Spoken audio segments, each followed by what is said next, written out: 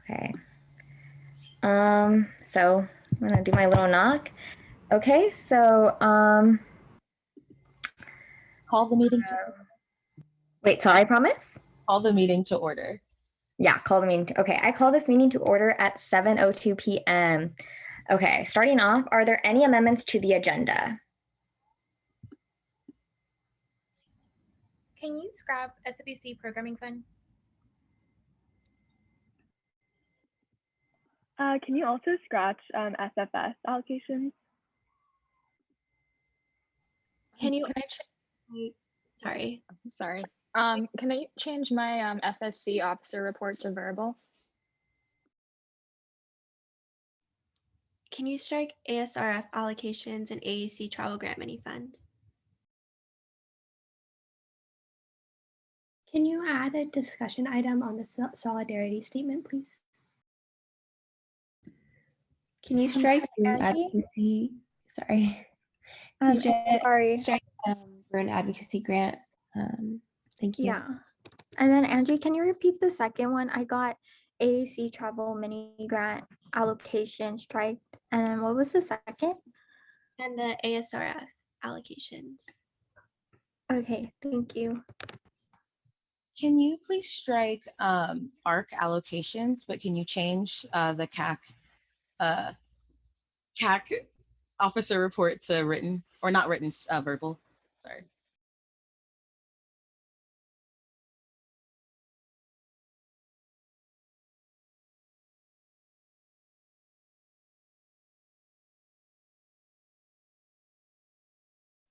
Okay, I'm just going to add Jane's discussion item right now.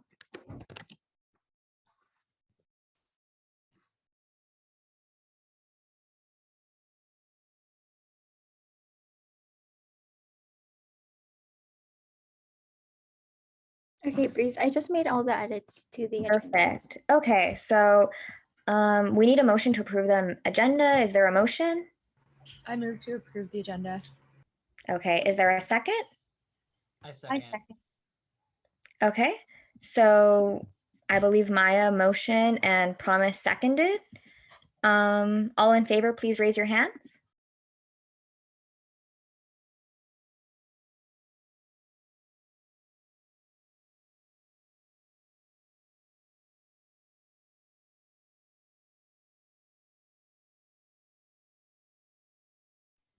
Perfect. By a vote of 13-0, the agenda is approved. Moving on to the approval of the minutes for May 17th, I believe.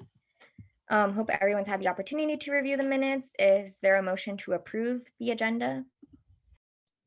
Just for correction, it was May 18th. Perfect. May 18th. Is there a motion? Sorry.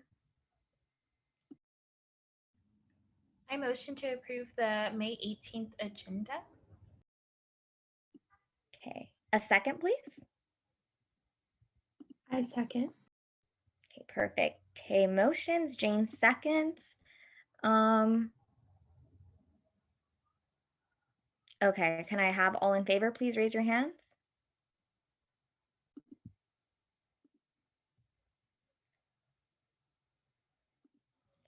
Perfect. By a vote of 13-0, the agenda for May 18th is approved. Perfect. Okay, so we're going to go ahead and move on to public comment.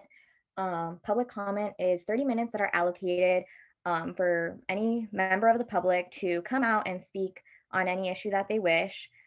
Every person gets 2 minutes to speak. I want to remind people of community guidelines, which are challenging ideas, not individuals, including gender inclusive and respectful language. Freedom of speech does not mean freedom from accountability. You are encouraged to take as long as you please to speak, but be aware of time, right? And we often do want people to limit themselves to 2 minutes, but if you so wish to, you can take up as much time as you want. No dehumanizing language. And with that, we will begin public comment. Please raise your hand and Cassandra will be promoting you, everyone who raises their hand, so that you may come and speak to the council. Thank you so much.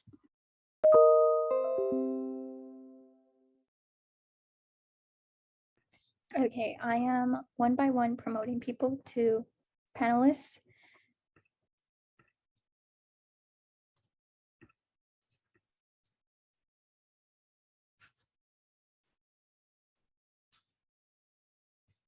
Okay, that was everyone that raised their hand so far. Oh,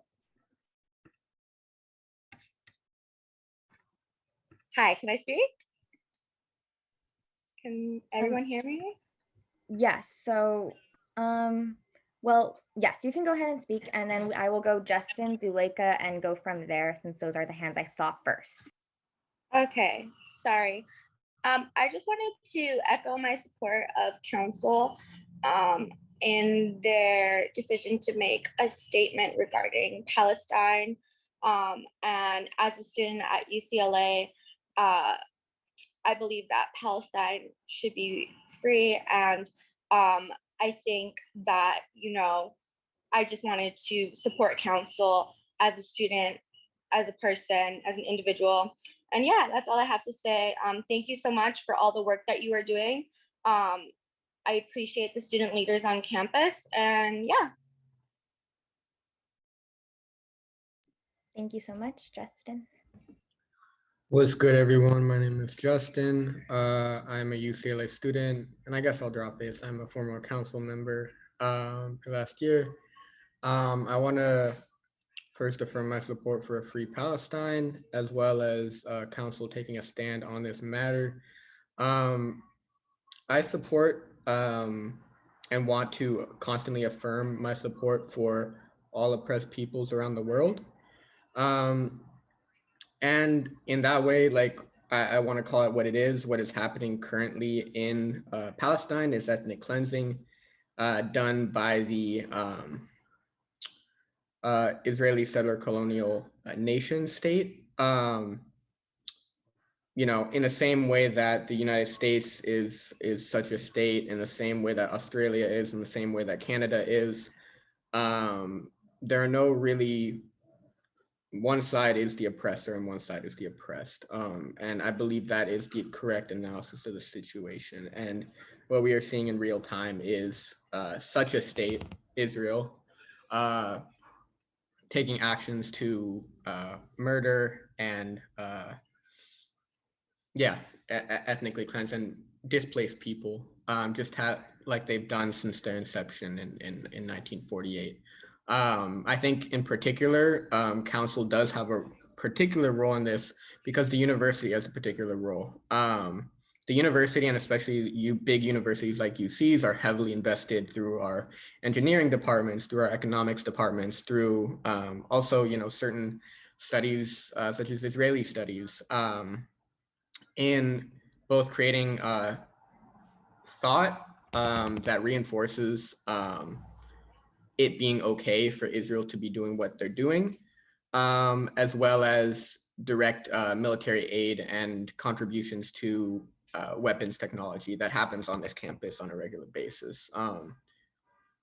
The US is directly responsible with Israel for what is happening currently because of joint military trainings and weapons sales that happen and have happened since the 1980s with Israel. So council does have a specific role. I believe all of y'all have a specific responsibility, just as we did last year to pass a divest resolution. So yeah, appreciate y'all. Thank you, Justin. Zuleika, then Jack. Good evening, Council. Thank you, everyone, for your time and for sharing space. I also want to speak in support of a free Palestine and Palestinian students, staff, and faculty. Across the UCs, associated student councils have either released statements in support or are in the process of drafting statements that stand in solidarity with their fellow Palestinian constituents. Council, it is both possible to stand in solidarity with the Palestinian people and condemn the recent attacks on Jewish communities. You can do both. As student representatives, your voices hold weight, and staying silent or holding no position on the matter shows that you are complicit with the recent human rights violations that are continuing to occur as we speak. Throughout the year, the USAC has released statements in support of suppressed groups from around the world as they faced state violence that affected our students and their families. It is time that you do the same and condemn any form of state violence and stand in solidarity with those who are disproportionately affected and harmed by it. If it were your sibling, your mother, your father, a friend, or yourself being affected by a repressive system, would you not ask for the same support? Would you not want people to speak up and stand with you to condemn hate and violence?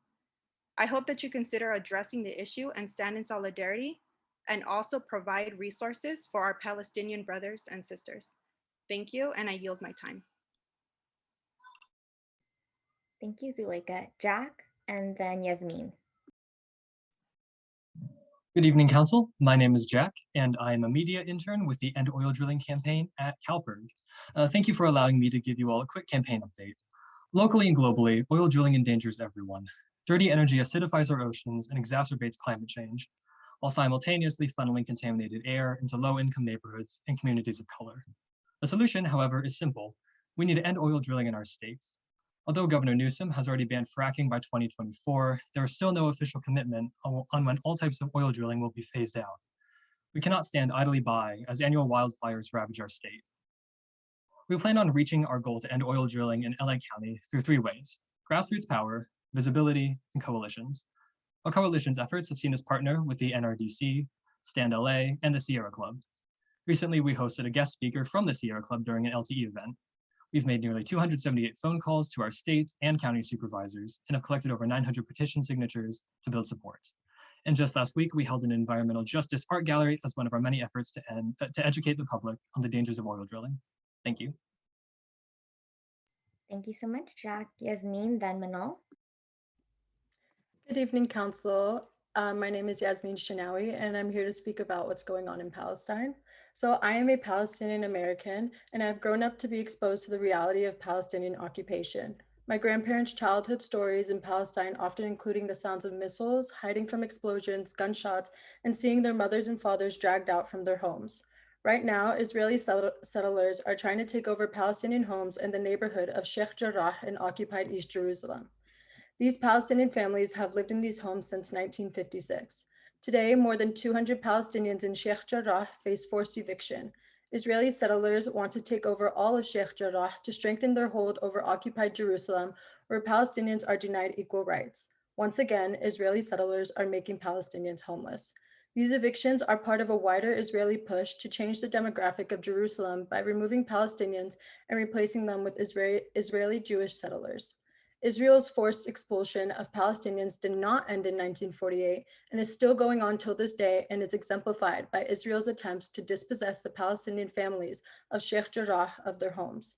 Just 2 weeks ago, Israeli forces were shooting rubber bullets and stun grenades at Palestinians inside of the Al-Aqsa Mosque, where Muslims go to worship, which is also known as the third holiest site in Islam. This has been going on for decades, and the worst part about it is our country supports it. As of what we know today, over 250 Palestinians have been murdered, including 66 children and 39 women, and a total of over 2,000 have been wounded. A total of 91,000, yes, 91,000 Palestinians have been displaced. Your Palestinian students at UCLA are struggling with the latest ethnic cleansing acts happening in Palestine and Gaza. Seeing our people bleed like this has not helped our already suffering mental health from the pandemic. UCLA's mission statement notes a purpose to address societal issues and promote the betterment of society. However, this institution's delayed response to condemn the violent and ethnic cleansing of Palestinians as we speak has demonstrated the limitations of such claims. As a member of the UCLA community, I urge and demand that this institution learn from the other UC administrations and release a statement affirming Palestinians' right to live free of illegal military occupation and policies. Thank you. Manal, then Sarah. Hi guys, good evening. My name is Manal and I'm here to express my support for Council releasing a statement in solidarity with Palestine. The ethnic cleansing and the genocide that is occurring there affects, honestly, anyone that is human, but especially the Palestinian American students that we have here at UCLA. And like those before me said, it is important that Council releases a statement in solidarity because you have a voice and your voice matters. And it's important that you use that voice to do what is right, and silence is also a response, one that would be very telling and inappropriate in this case. So I urge council to please release a statement in solidarity. Thank you. Sarah, then Sachi.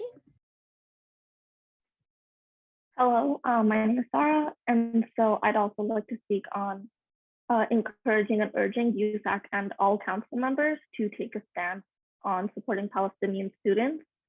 I believe that silence in any form is complicity with an oppressor. And moreover, it is not just the responsibility of Palestinian students of SJP to speak about the injustices in Palestine.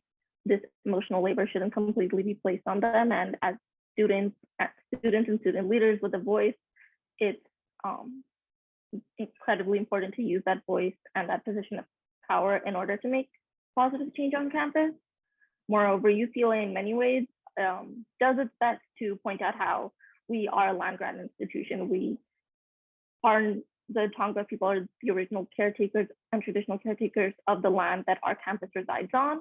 So we can't sit here and claim to speak up on instances and acknowledge settler colonialism when we don't do it, when it's clearly happening in other parts of the world. It is undoubtedly clear that Palestinian people are being colonized and ethnically cleansed, and recognizing this issue in one place of the world, in one part of the world, means nothing if we don't speak up when it occurs outside of our own country as well. Thank you. Thank you, Sarah. I'm sorry for mispronouncing your name. Sachi, then Samantha. Hi, everyone. My name is Sachi. I am a Jewish student, former member of the UCLA Hillel Board of Directors. Also, I was also a former council member, so nice to be here. I'm here to express my strong support for a USAC statement in solidarity with Palestine and Palestinian students. I kind of wanted to first state my strong solidarity with the Palestinian struggle for freedom. Just as a personal anecdote, I attended Birthright, which is a program in which diaspora Jews are invited to visit Israel for 2 weeks for free. And on this trip, we drove past the border wall where we saw lines of Palestinians waiting to get through security checkpoints just to return to their homes in a different part of Jerusalem.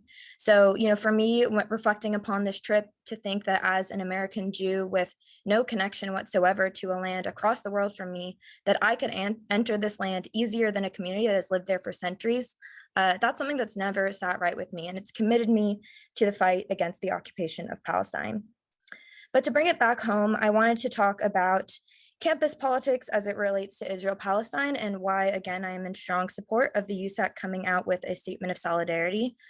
Some Jewish students and organizations individually might claim to represent the entirety of the Jewish community on campus, and I want to be extremely clear when I say that this isn't the case. The Jewish community is not a monolith. I urge council members to center the voices of Palestinians, but also to research and to learn from the many Jewish and Israeli organizations and scholars who are strongly anti-occupation and pro-Palestine, including organizations on our campus. I also want to be very clear when I say that advocating for Palestinian freedom and against Israeli occupation is not anti-Semitic. In fact, for me, it is an integral part of my Judaism to support and connect the struggles of all oppressed people, given our community's historic and current trauma with discrimination and genocide. I hope that this council will take a strong stance against anti-Semitism, whether related to Israel-Palestine or not, and that council will also learn and educate others about the ways that white supremacy and neo-Nazism put Jewish students in grave danger. But I disavow any attempt by any individual or organization that tries to use anti-Semitism to dissuade or intimidate you as a council from taking a stance for human rights. I urge you to consult researchers such as the Jerusalem Declaration to ensure that as a council, you're not perpetuating anti-Semitism if you are ever unsure. Again, as a constituent of your council, and particularly as a Jewish constituent, I would like to see a thoughtful and strong statement or resolution in support of Palestinian students and the Palestinian struggle for freedom. Thank you. Samantha, then Marcia. Hi, everyone. My name is Samantha. My pronouns are she, hers. And I'm also a Jewish student. And given that USAC is a group of student leaders with a responsibility to ensure that every student population needs to feel recognized and represented. I also support writing a letter in solidarity with the Palestinian students who have called on USAC to do so. Given that these students are facing the trauma of colonization and displacement at the hands of a nation whose military strength far supersedes theirs, not only will our public recognition of these events offer their community visibility and solidarity, but it will help affected students seek accommodations if they may need them. And given the pushback on this letter of solidarity from UCLA Hillel, a Jewish student organization, I also want to note that it is important to recognize that some calls for recognition of Palestinian rights have been abused for the purpose of perpetuating anti-Semitic rhetoric and violence. And given that my fellow Jewish community here in the LA area is facing the pain and fear of those events, student leaders should also offer solidarity separately to the Jewish community in light of those events as well. However, I think it's really, really important to emphasize that the existence of ties between these traumatizing events does not discount the fact that there are two student populations who are both fearing for their livelihoods, and both communities do deserve solidarity. So I think that the best way for us to move forward is to complete the letter and publish it on Palestinian solidarity, and then separately offer a letter of solidarity to the Jewish community on our campus, so as to offer visibility to both groups who definitely do deserve such. Thank you. Thank you, Marcia. Then Ashley. Hello, members of the USAC Council. My name is Marzia, and I'm here today asking you to release a strong statement of solidarity that extends your support to the Palestinian community in light of the recent escalation of violence against Palestinians by the Israeli government, as they're being forcibly expelled from their homes in Shafra, arrested by Israeli police, and as Gaza is being bombed by Israel. The statement needs to focus on the main injustice at hand, which is Israel's illegal occupation of Palestine, and affirm your unwavering and strong support for Palestinian American students, staff, and faculty across UCLA. It is frankly disappointing that USAC hasn't released a statement in solidarity with Palestine, given that almost all the other UCs have done so, and it's been over 2 weeks since the initial escalation of violence that began at the start of March. As representatives of the student body, you need to stand with Palestinian Bruins and other students impacted by the settler colonial violence. As a Muslim, it was also very disturbing to see the violence perpetrated by the IDF in the Al-Aqsa Mosque, one of the most holy mosques in Islam, during the holy month of Ramadan, and seeing that violence continue into Eid, one of our religious holidays. History will reflect poorly on those who remain neutral at this critical time. And I want to remind you all that you were elected to take firm stances on injustices that directly impact your constituency. Thank you. Thank you so much. Ashley, then Chloe.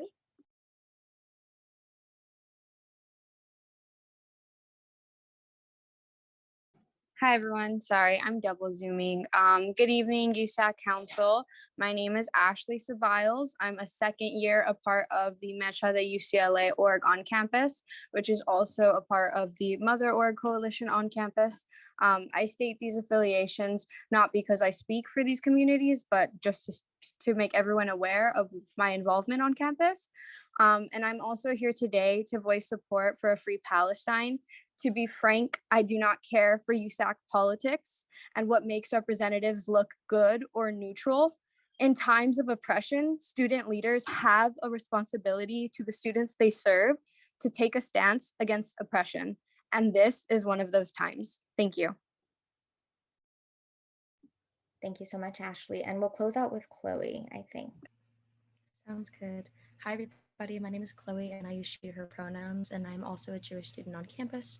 I'm here to vocalize my strong support in USAC releasing a statement in solidarity with Palestinian students and with freeing Palestine. I don't have something special written out. I'm just speaking from the heart. I think in terms of historical events like this, you have to stand on the right side of history and oppose the violence that Palestinians are facing, the ethnic cleansing and the colonialism that is happening in Israel. As a Jewish student, I really dislike that my identity is conflated with something that my Judaism tells me I'm not supposed to support, which is ethnic cleansing and abusing human rights. And I think that this is something that USAC should take a stand on. And I want to echo what Sachi said. What Sachi said almost made me cry, because that's exactly how I see my Judaism and my role, like as a student on campus. It is to stand with human rights and to be the person that lifts up their brothers and sisters, and that includes Palestinian students, especially right now. So while I do think it is really important to make people feel heard and to feel safe. Right now, the focus should be on the Palestinian students who are struggling and who are seeing their families expelled and killed and their homes being burned down. That is a human rights violation. That is colonialism. That is ethnic cleansing. So I really hope that USAC can put out a statement and that they can stand strong against the fact that it is not anti-Semitic to support human rights. Thank you so much, Chloe. I believe Jason is next. Hi, everyone. My name is Jason. My pronouns are he, they, and I'm the outgoing president for the Vietnamese Student Union.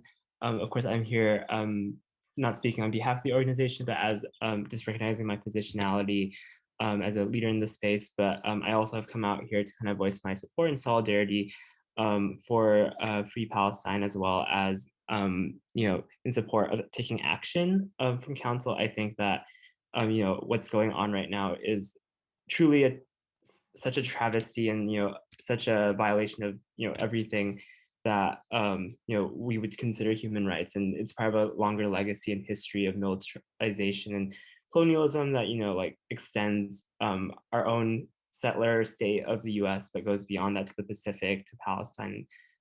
So I'm just here to if we're going to be in support and solidarity with movements calling for abolition, for movements of land back, we also have to recognize that it is important for us to take a stand on this issue and to be in solidarity with the Palestinian people. And on there, thank you. Okay, perfect. I do want to be mindful of time, so if anyone else would like to give public comment, please go ahead and raise your hand at this time. I will call on Layla, I believe, or Lala, and then Hamza.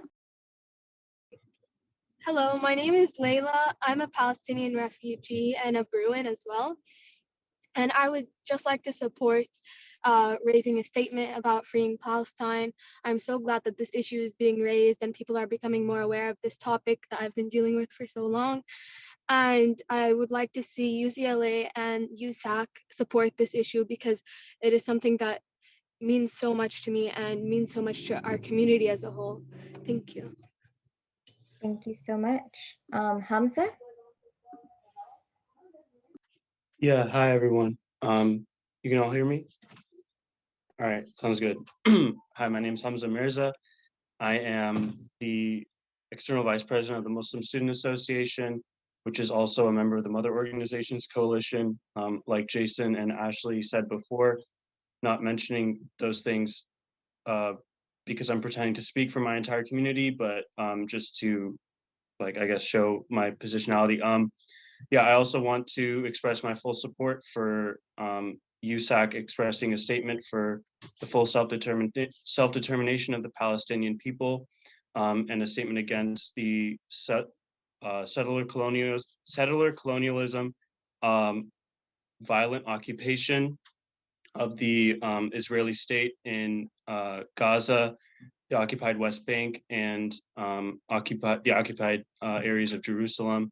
I think it's impossible and ignorant to look at the videos, the footage, the pictures from Gaza, from the West Bank, and from the occupied parts of Jerusalem, and to pretend that it's anything but a violent occupation and a settler colonial state and an apartheid state. So again, just want to express my full support for a statement in support of the Palestinian people. Thank you. Thank you so much, Hamza. Would anyone else like to give public comment? Going once, going twice. Seeing as there is, I believe someone actually, I received a message that someone had sent in a written text. Is that still available or no?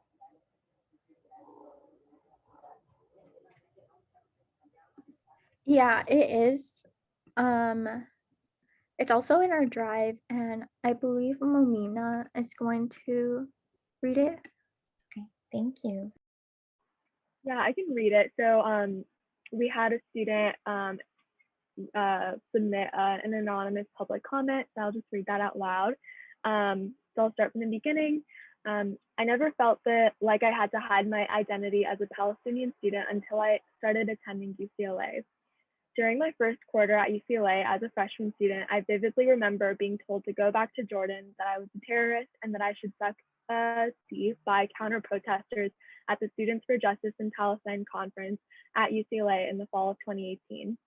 I thought that my First Amendment rights would always be protected on a campus like UCLA, but realized quickly Palestinians had to fight harder to ensure their First Amendment rights were protected when students tried to cancel the SJP conference because of their false assumptions about the conference, one of them being that we discussed supporting terrorism at the conference.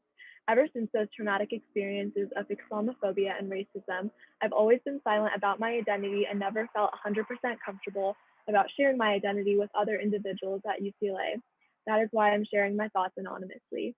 My identity has always been associated with a quote-unquote conflict and terrorism by others, never associated with a vibrant embroidery culture or rich foods, for instance. To deny USAC to release a statement in support of Palestinian students further perpetuates the harmful narrative the media and racist individuals have conveyed to only associate Palestinians with bombs and terror rather than their vibrant culture and traditions. To assume that USAC, standing in solidarity with Palestinian students, supports a terrorist organization and is anti-Semitic, continues to paint Palestinians as villains of the so-called conflict and ignores the fact that being Palestinian is beyond what is presented in the news. We are people. We want to be treated as people. That is all we want. We want our mental health to be acknowledged, our beautiful culture and traditions to be acknowledged, our history to be acknowledged, our experiences to be acknowledged, and our voices to be acknowledged. We are tired of being silenced and want to be heard for our true selves, and that won't happen until we make an effort to listen to Palestinian voices and humanize the Palestinian people that have been dehumanized for decades.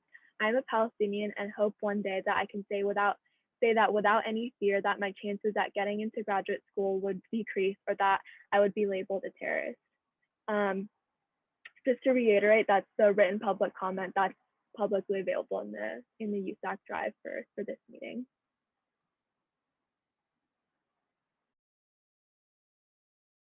Okay, would anyone else like to give public comment?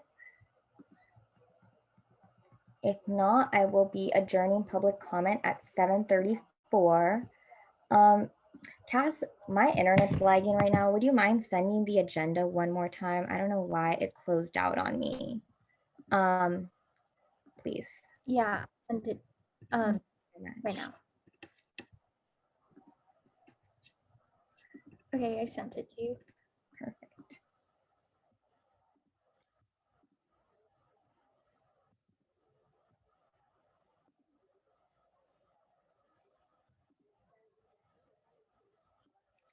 Okay, moving on to funding. Capital contingency? Hi, everyone. So these are the first ever capital contingency funding allocations. The total requested this week is $10,827.57. And the total amount recommended is also $10,827.57. And this is to, I think, one USAC entity. It's the Office Space Allocation Committee. Okay, are there any questions? If not, is there a motion to approve the contingency fund allocations for any USAC and non-USAC offices?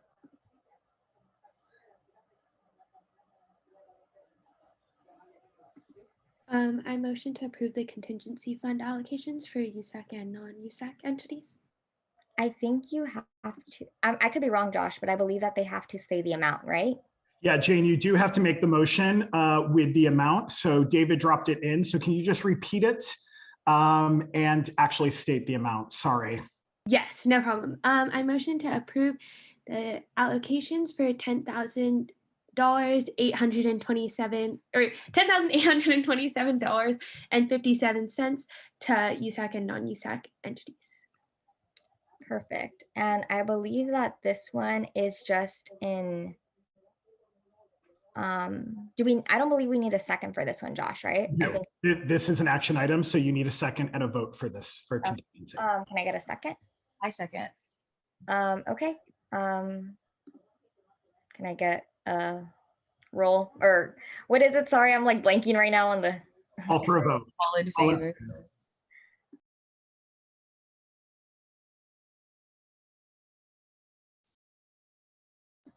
Angie, are you abstaining? Sorry.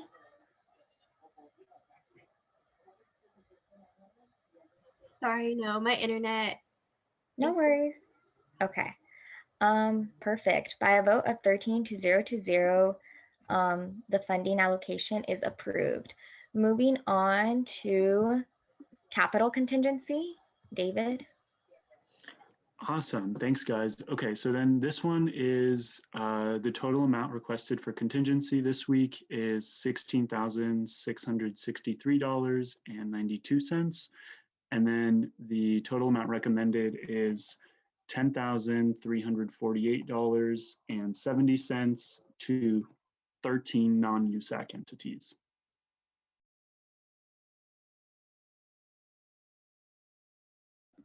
Okay, perfect. Can I get a motion, please?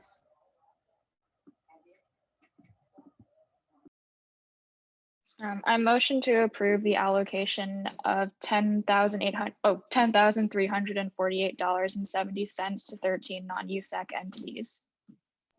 May I get a second? I second.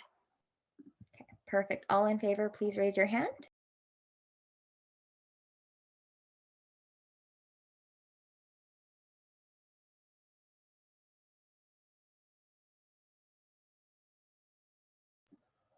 Maya, I believe that you're raising your hand, right? Just to be sure. Okay, perfect.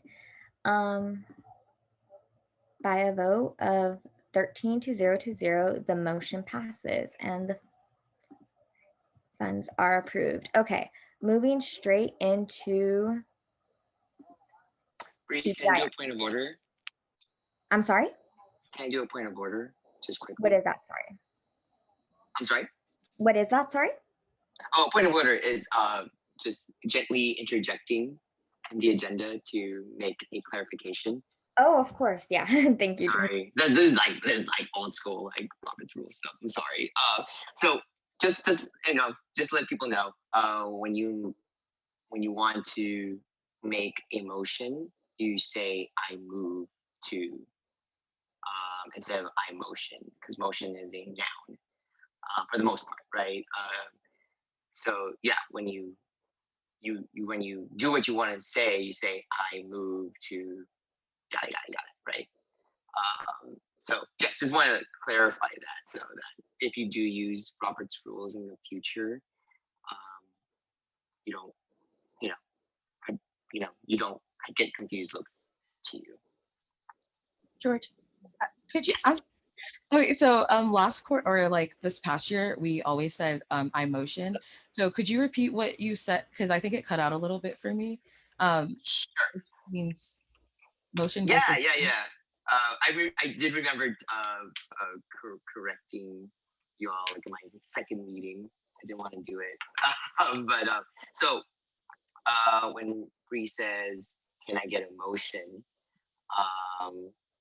Then whoever makes the motion has to say I move because you're doing an action, right? Because when you say I motion, in my mind, I'm picturing you all kind of wiggling as a person instead of like making the move. So just say I move, whatever it is, then someone says I second. That's how you usually say it. Okay, thank you so much. No, of course. Thank you, and George. I'll correct you all in the chat because I know it's annoying to have someone. No, but we appreciate it. I know you reminded us last year, but I myself forgot quite often. So thank you for that reminder. Of course. Straight into TGIF with Jane. Yeah, so for TGIF, this week we have $73,000 to Bruin Meals and /ASUCLA. I'll put that in the chat too. And Josh, it's just any questions, right, for this? So you want to check to see if there's any opposition. If there's no opposition, then it passes. If there is opposition, there should be discussion. Okay. Josh, I'm Breeze. Really quick, just for TGIF, there actually is no vote at all, even a consent vote, because of the way the committee is structured and the guidelines. The committee makes the funding decisions. This is more so just to put it on public record of and to notify council of what we have allocated. So yeah, TGIF is the only funding source that's kind of unique and doesn't require the consent approval from council.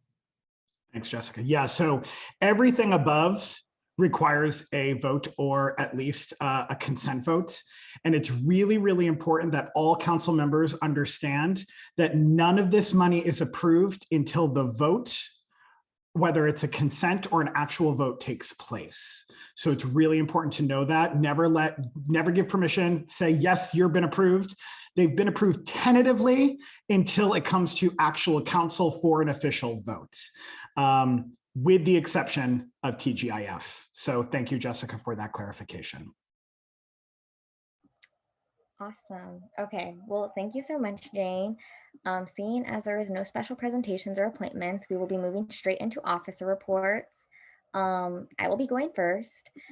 So this week I had a HERF meeting, and basically we were told that all students, regardless of their DACA eligible or not, they're really excited because funding was approved. So if you know any students in need at this point in time, please let them know that the Financial Aid Office is offering additional resources, and students can apply to receive additional funding. All students at UCLA are eligible to apply. I went to the naming committee and we kind of discussed, in terms of renaming building, how that looks like, and what group should be approached when making these decisions. I met with Monroe. We discussed birth, SIOC, and CRC. I know the mother organizations this week have their meeting with the Chancellor and Vice Chancellor Monroe Gordon. But basically, just in that meeting, we were asserting again the importance for student voices to be listened to, and how we could potentially discuss running birth again this upcoming year as a referenda. I met with ASUCLA to discuss the budget. And I know that we will all be reviewing the budget as a council in a couple of weeks, or maybe soon, like a little after that, because of finals. But I do believe that, there is definitely a lot for discussion there in terms of how we want to go about making up for any losses that there might be. And I think that we will be discussing that as a council. My office applications will be closing today. We have a lot of applications, so that's very exciting. I will also be sending everyone currently working on a graphic so that we can release our appointments for all of our offices. I did see your message, David. Please don't think I'm ignoring you. I will look into seeing if we can add a vice chair before we release that application. So yes, that will be released to everyone. Finally, Jane, Momina, and I have been working on a letter and been in discussion with different campus communities with standing in solidarity with Palestinian students. And yesterday we met with Hillel to discuss a different version of the letter, the original letter that had been drafted. And, since then there have been changes, and we will be discussing the new letter later tonight. So that is all from me. I will be passing this on to my IVP, Cass. Okay, not too many updates, but Campus Safety Alliance is having their first meeting under my term this Friday, May 28th from 5 to 6 p.m. with Vice Chancellor Nick DeLuca to discuss the new COVID-19 regulations and plans for returning to campus. So if folks can please share that on their office page, that would be great, just so we can reach as many students as possible, because I know that this is definitely something that many students have been talking about.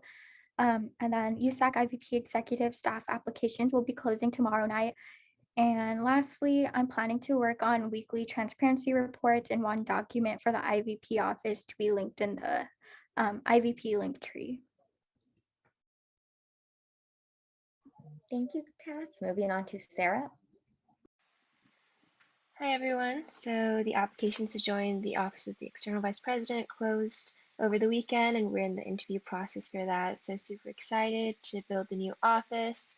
On the UC-wide level, we're in the process of electing our new board and chair and filling our committees.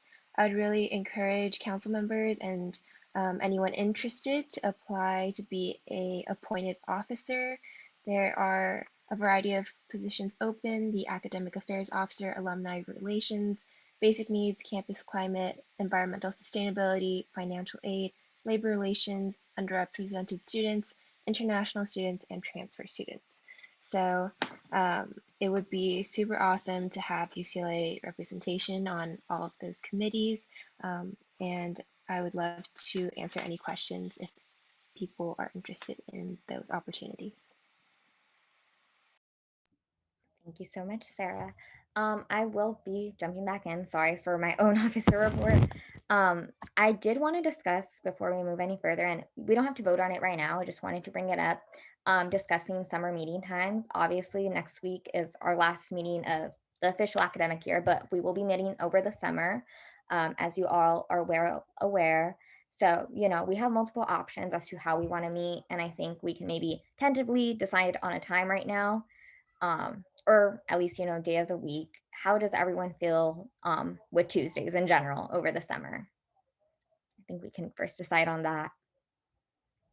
That's good with everyone? Okay.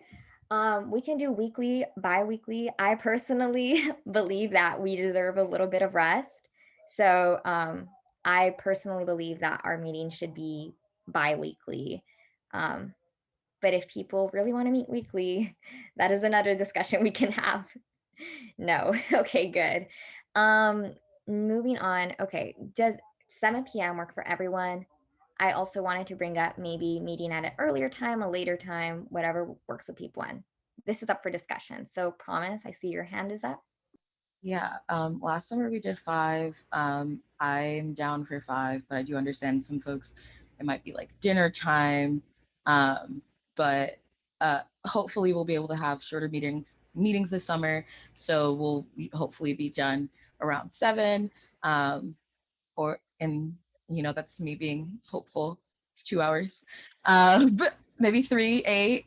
But hopefully no more than that. But yeah.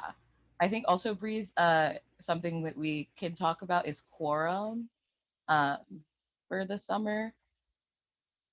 Last summer we did 8. I advocate for 8. 8 is the minimum. It's like the lowest amount of people. And for folks who are newer on council, quorum essentially is the amount of people that we have to have present in order to hold a council meeting. Currently, during the school year, it's 10. And in the summer, we can make it as low as 8, I believe. Thanks, Josh. So I don't know. It's also up for discussion if folks feel like we need to have all 10 people, like up to 10. That's great, but I do think because people are going to be doing their respective things also over the summer, 8 will allow us to be able to have meetings with less people and still get things done. But that's just a bit of my insight from this past year. And yeah. Yeah, so I'm seeing, I'll give it to you right now, Possum, so sorry. I am seeing in the chat that people are saying that they would prefer, because they get off of work, so maybe 6 p.m.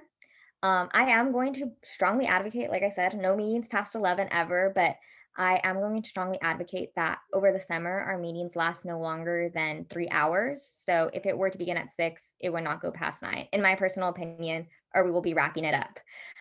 So that's my personal opinion. It would be 6 to 9, 9 p.m. latest. I will pass it over to Pasa. Yeah, I mean, I might be this might be an unpopular opinion, but does anyone want to do like later than 7? Like, can we do 8? I don't know, like people might be working jobs and stuff. And I just know that like 8 is a better time for me than 7. But again, like I'm flexible and I can do the earlier times that people are mentioning in the chat. So maybe we can, okay, I see Arman's hand is up. So people can go ahead and say, like, I get everyone is busy. So we might have to, find something that works for everyone. So Arman. Hi, thank you. I personally am in another time zone that is later than Pacific time. So it is an hour later for me where I'm at, just in terms of my participation, but also I don't think that council should start later than 7 in terms of accessibility for students with disabilities and other students who have at least voiced to me not being able to stay up late or wanting to be up late for council meetings, but still wanting to participate and show up and hear about what we're doing. And so I would advocate for keeping a 7 o'clock time or earlier for those summer meetings.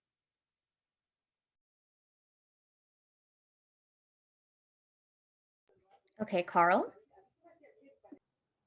Yeah, how's it going, everyone? I just wanted to say I agree with the starting at 6, but I also wanted to kind of say I know everyone doesn't want to stay late in meetings and everything like that, and I'm cool with that too. But we got to get things done. So for me, if it takes to 2, 3, 4 a.m., it is what it is. So I think we should just not make a rule like, hey, let's not go past 11 because if that's what it takes for the UCLA student body, then that's just what it takes. All right, so that's just my 2 cents. Yeah, and I want to make it very clear that is not what I'm saying. I'm saying that I will try to wrap up discussion as quickly as possible. Obviously, if financial aid is an issue on the table, then we will stay here longer. Not setting a set off time. I just want to make that very clear. But I do want to be mindful that obviously, students have other things and we have other responsibilities outside of this as well. So I want to be mindful of that as well as council members. Promise? Yeah, I was gonna say, yeah, kind of what Breeze was saying. Like we're gonna have our meetings, the times they're gonna move. Like it is like a hopeful. I think when you end up being in meetings for 5, 6, 7 hours, especially on the computer, it does get extremely tiring and it's not sustainable. So that's definitely something to just keep in mind. And like that's where Breeze is coming from. I do want to just kind of state that. Also, like if Tuesdays don't work, we can move it to another day during the summer. Like that is something we can do if folks have a different day. And I also know that we don't have to necessarily decide today, but we should decide hopefully by next meeting. So like something that I would suggest is that if folks feel like they can possibly sort out and come with like their best times next week, then we can like finalize next week. Yes, I agree with that promise. Just so we can also wrap up this discussion. Maybe I'm thinking, I don't know what your thoughts are, promise, but I'm thinking maybe if Cass could maybe send some availability and maybe folks could fill it out, with times that I know that it's not off like what everyone would like, but times that people would be okay with meeting, right? Even if it's not what is the best for you personally, right? Like times that would be okay with your availability overall and it wouldn't conflict with anything else. If you could all fill that out, maybe. I don't know if Cass is okay with that or promise, what are your thoughts? Yeah, I was gonna agree with you, and because we would come back to council next week with the time so we can let the student body and public know if we do come to a decision on the like in our council chat. I also want to state that every account, like the reason that we're hoping to also all agree upon a quorum number, whether it's reduced or not, is so that we have the wiggle room for folks. Like if you can't make it, if you do have work, if you do have other commitments and other things to do, like you don't have to show up so long as we have 8 people. Like you don't have to necessarily be here and you have some wiggle room with that. So that you can like you aren't forced to come to a long meeting after you might be working another job as well. And we want to be cognitive of that because we are all students and all usually workers as well. I can't speak for everyone, but all students. And we have other things going on and want to be very cognitive of that, especially in the summer when we should be having some time to rest. Thank you so much, Promise. I completely agree with that. I think Josh has his hand up. Yeah, I just wanted to I'm going to somewhat echo what Promise just stated. Like we will need to have a time and a date and what we're doing for quorum voted in by next week. And the reason being is we have to let the general public know before summer break starts of what your summer schedule will be. So we will need to finalize that. And exactly what Promise said is accurate about quorum. You can meet, you can't vote if you don't have quorum. So you cannot do any formal business if you don't meet quorum. So 8 is as low as you can go, and you would have to vote that from 10 to 8 if you chose to do that next week. So Cassandra, we do need to add that to the agenda for next week, the meeting time and the vote for the meeting time and the vote for the quorum.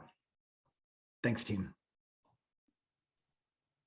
Thank you so much, Cass. I always appreciate you. Moving on, I believe that AAC. Hi everyone. So I'm still in the process of hiring my staff, and I also met with Karen to discuss appointments to CRC, SIOC, and Senate. And she said to encourage y'all to set up a meeting with her if you have like appointments and have any questions about the process. I've also been meeting with Jane to discuss accessibility for the upcoming year. And we have a meeting with the CAE director, I think in 2 weeks. So yeah. Perfect. I think that I'm seeing that Promise has a verbal report. Oh, yes, I do. I just wanted to take a quick moment to say that my staff applications are currently open for the general staff. My executive board applications are first set. We will be releasing another set as we are developing the arts restoring community initiative section of our LCAC. So we're currently setting that up, and those executive apps are going to be coming out later on, but our current general staff apps are open, and they will be closing on June 1st. So just so folks know that. And also ARC Fund, our Arts Restoring Community Fund, extended the deadline for funding this quarter till, one moment, just pulling that date up real quick. We will be allocating until May 28th. Final application deadlines are due May 28th, so this Friday. So if you know anyone who is trying to apply, looking for funding, direct them over to ARC if they qualify for little different guidelines. And yeah, so those are my updates, and that's my statement. Thank you. Thank you, Promise. I believe the next person is Emily. Hi, just a quick update, I guess. I'm very happy to say that we were able to release our round 2 decisions for the USAC Pandemic Relief Fund today by email. So we're very happy to be able to help more than 800 students with $250 awards each of about $2,000, so graciously arranged to be given to us by TGIF. And so Sachi will be busy signing those rec forms throughout this week, and then we can get those sent out as soon as possible. And I just wanted to thank all of the offices from also, like, especially last year, for helping us find readers to join our Pandemic Relief Fund team to continue doing the reading applications and doing the rec forms, especially since we got the TGIF allocation so last minute, but also so grateful to have it. But since that was going through during the transition time, I'm really grateful for all the people that stuck through with us, even as everything was changing. And I'm really, really happy that we were able to do this today. And then I guess in terms of staff apps, I'm almost done writing them, and I hope to release the director apps for FSC tomorrow.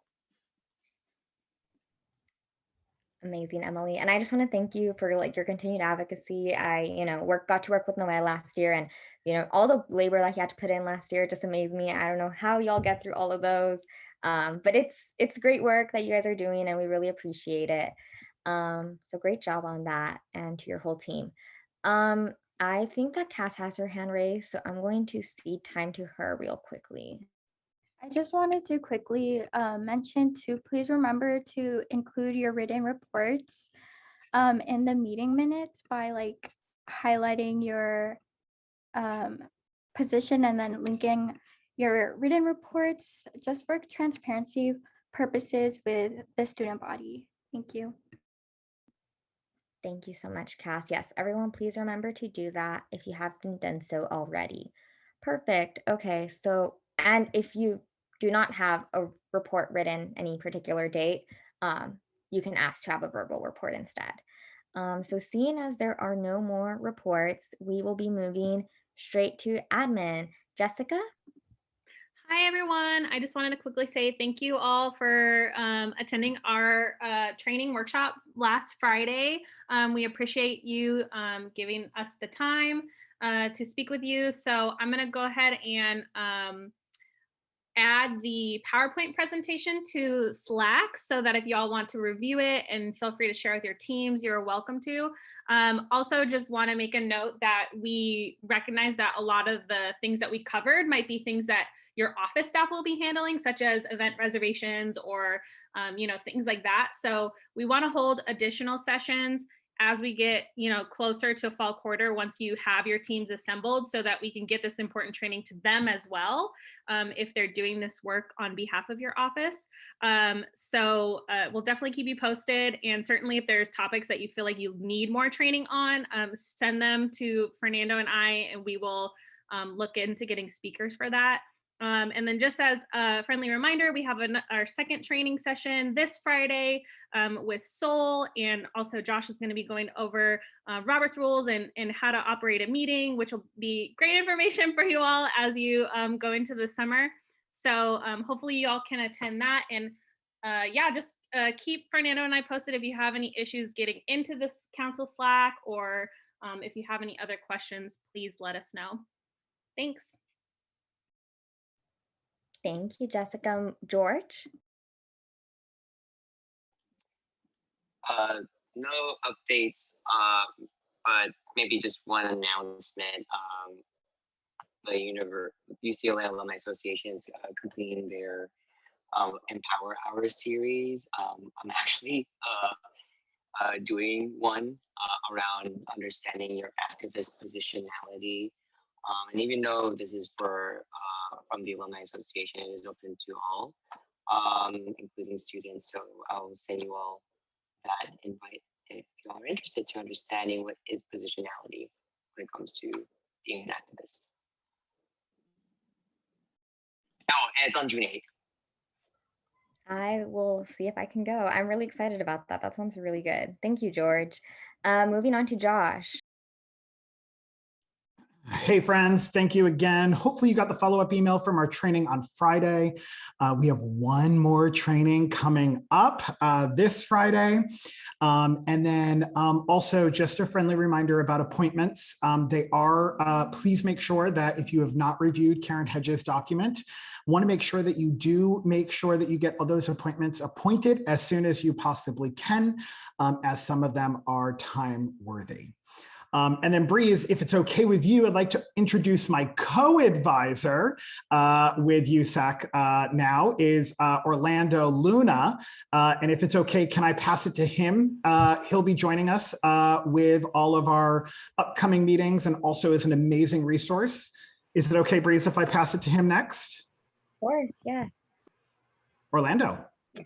Hello, everyone. Hi, my name is Orlando Luna, and I am your new co-advisor to USAC. I know I introduced myself at Friday's training, but I'm also aware that you all weren't there. Just a little bit about myself. I've been with Sol since 2011, and I have advised, numerous types of groups, but most notably, I have advised Facilities Commissioner, and I advised Judicial Board. With my new role, though, I will be now releasing that. I really enjoyed my time working with those two groups, and as you can hear, my experience with Judicial Board, I've been with them since 2011, 2012. So any future issues with questions on J Board, I'm definitely here to help out with that. Through the years, I will say that USAC has been a part of that space more times than you realize. So please come to me. I'll be happy to address any of the process with you, strategize, etc. Some of my other appointments, I'm also on the Dean of Students Student Misconduct Committee. I'm also on the campus-wide emergency committee, and I'm sure I'm missing one other committee, and I just can't think of it at this time. But I am happy to be here with you all. So I don't have any updates. This is my first meeting, and I'm learning a lot here. So Breeze, I understand as you trying to work the terminology here. I'm with you on that. I'm taking my good notes, and we'll be learning together. Thank you, Orlando. I'm sure we will. I've been here a year, but I'm get a little nervous at times. So excited. Okay, moving on to Patty, or no, Fernando first, I guess.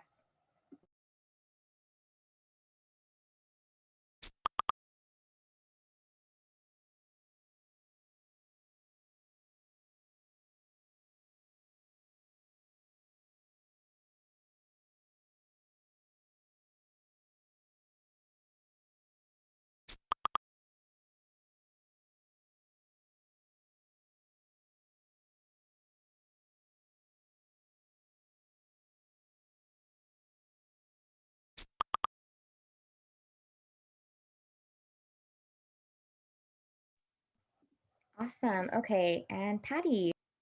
Hi, everyone. Just one quick update. This year we launched, it's called the Entities newsletter. So every quarter we are putting out a newsletter that showcases all the amazing work of USAC, GSA, student media. We have a newsletter that we do with ASUCLA Services and Enterprises, a monthly newsletter that goes out to our teams, but we're really excited to expand that out. And I will be reaching out to council to see if there's any initiatives that you want to showcase that took place this quarter, and maybe initiative that may have taken place from your office before elections. That's totally fine for us to showcase the amazing work. We just want to be able to pass on to our constituents, into the community at large, all the great community building that you all are doing in your offices. So look out for an email tomorrow from me about that, and just feel free to respond with any highlights or photos you'd like to share. So thank you so much. Thank you, Patty. Okay, perfect. Moving on, there's no old business. Moving straight into new business then, which is the Palestinian Solidarity Statement, and Jane will be bringing that forth. Yes. Okay. So I just want to preface this by sorry saying that it was so last minute. I think definitely we want to, or okay, at least me personally, don't want to speak for anyone else. Just want to bring it up as a topic of discussion at council, because this is a place where we know we're all going to be available and stuff like that. I don't, Cash, should I share my screen and share the version of this statement that was put in the agenda? I don't know if that. Yeah, if you are able to share your screen, you can. I can also do that for you if needed. Okay, yeah. Do you think you could share? And I think the most important thing for me is I just wanted to bring it to a public discussion with all of us. And I think it would just be important to take into account all the perspectives we've seen from our meeting with Hillel and our meeting with, or not our meeting with Hillel, but our meeting with Hillel and the public comment that has been given today. And so I think some things that at least I'm personally confused about and that I'd want to discuss are the contents of the statement as it is, people's opinions on it, whether we wanted to do a statement or some sort of resolution, if maybe Breeze and Promise could help us explain that. And then I really want to ensure that we're taking public comment from today and Hillel's meeting into account as well, and also ensuring that we aren't voting on anything today or making any decisions just because it was last minute. And I definitely want to give and would encourage you all to, if you know anybody who is interested in giving public on the statement, so they can come next week and give public comment on it then too. But yeah, I guess we can just all read it.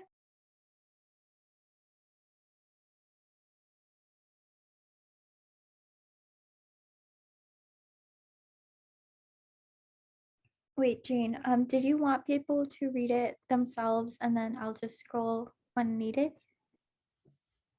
Yeah. Okay. Just let me know whenever. I think, well, everyone has access to the drive, right? So I think if people want to pull it up and we can have a discussion that way. I will be, in order to make sure that we have a mediated conversation, I want to remind everyone the rules that we established last week of raising hands. I think on my end, I'll go ahead and start first. I think it's very critical that, we as a council stand in solidarity with Palestinian students. I know that, we did have a discussion and there were different points of view on that.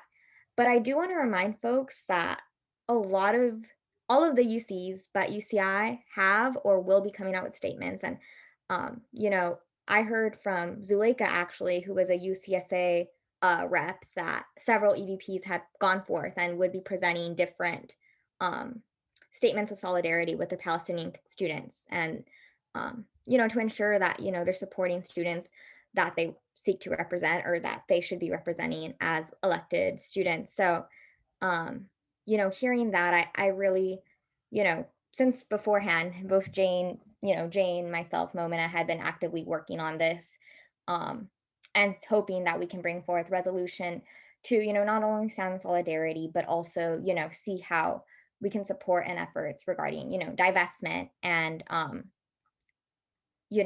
that perpetuate, a lot of war that is ongoing at this moment. And, it's obviously a one-sided war.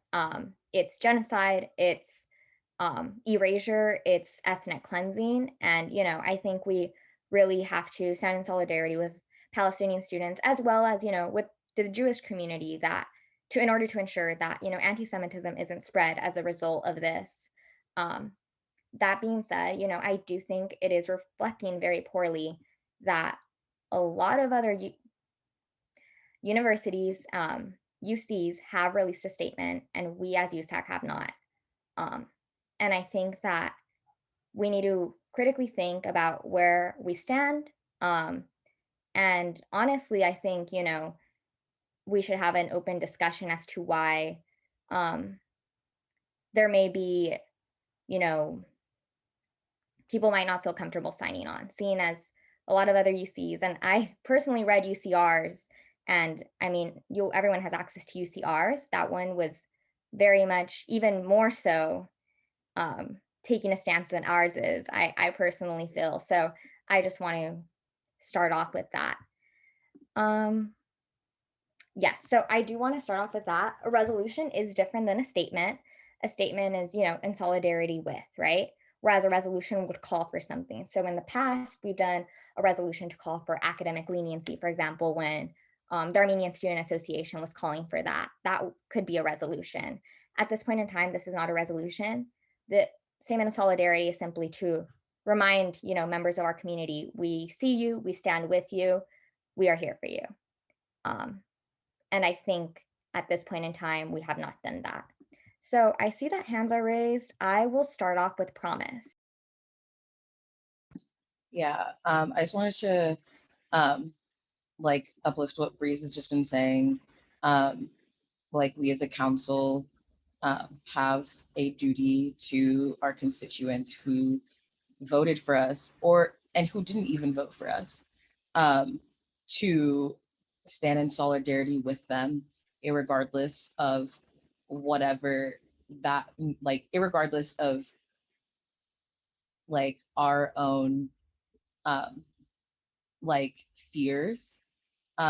If you don't necessarily, I think the here in this statement and signing on, whether you don't agree with the language or you just don't agree, period, it's fine to not sign on. I want to emphasize that. That's also just a really huge part of a statement versus a resolution. A resolution is voted on by council. A statement is, again, to show solidarity, and that's a hugest part of what the statement is. It is a statement of solidarity for the students who are asking for it and who are asking for us as council members to utilize our leverage and our positions and our and the power that we do have to say that there needs to be like that we do stand in solidarity with these students who are a part of this our campus community, and we are also looking like sharing like asking for leniency and uplift, like showing that this is an issue that our fellow students are going through.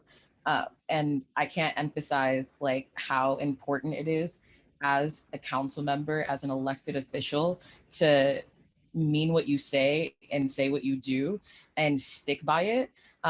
So I think for me, what I'd like to see and just like also hear us talk about is whether or not, like, if you don't support doing this period, why you don't, and be with that belief, like, and because the student body deserves to know why their like what their elected official believes, because they are the ones to hold us accountable whether they agree with it or not. And like, this is just, I just can't emphasize just how important it is to say something, to do something. Not doing something is not an option. Not saying something is not an option.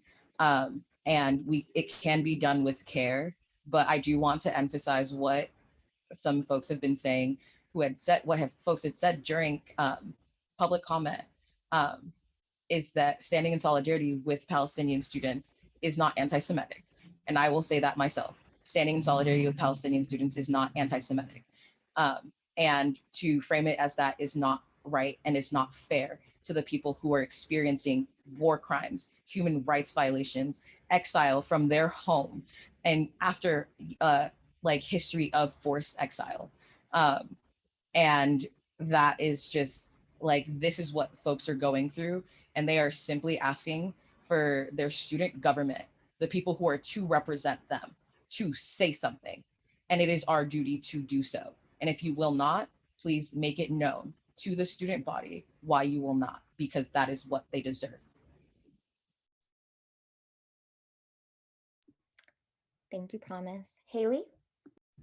Yeah, thank you so much, Promise. I just kind of want to echo what Promise had just said. I think it's pretty obvious that students have made it clear that we need to make a strong stance in support with Palestinian students to ensure that we are taking the time to actually reflect on our positionality and privilege being in a leadership role, where it is our responsibility to call attention to student needs, and especially when their families and very livelihoods and existence are at risk right now. And I appreciate the comments that were made by students during public comment who emphasized that students from also the Jewish community deserved a separate statement against, for us calling against the rise in anti-Semitism, again, through a separate statement, which I think is like incredibly appropriate. And with that, it just seems right to give Palestinian students the platform and solidarity that they deserve with a statement that specifically calls attention to the ethnic cleansing and state violence perpetrated by specifically the Israeli government to a group of folks being oppressed right now. And that's Thank you so much, Haley. Angie?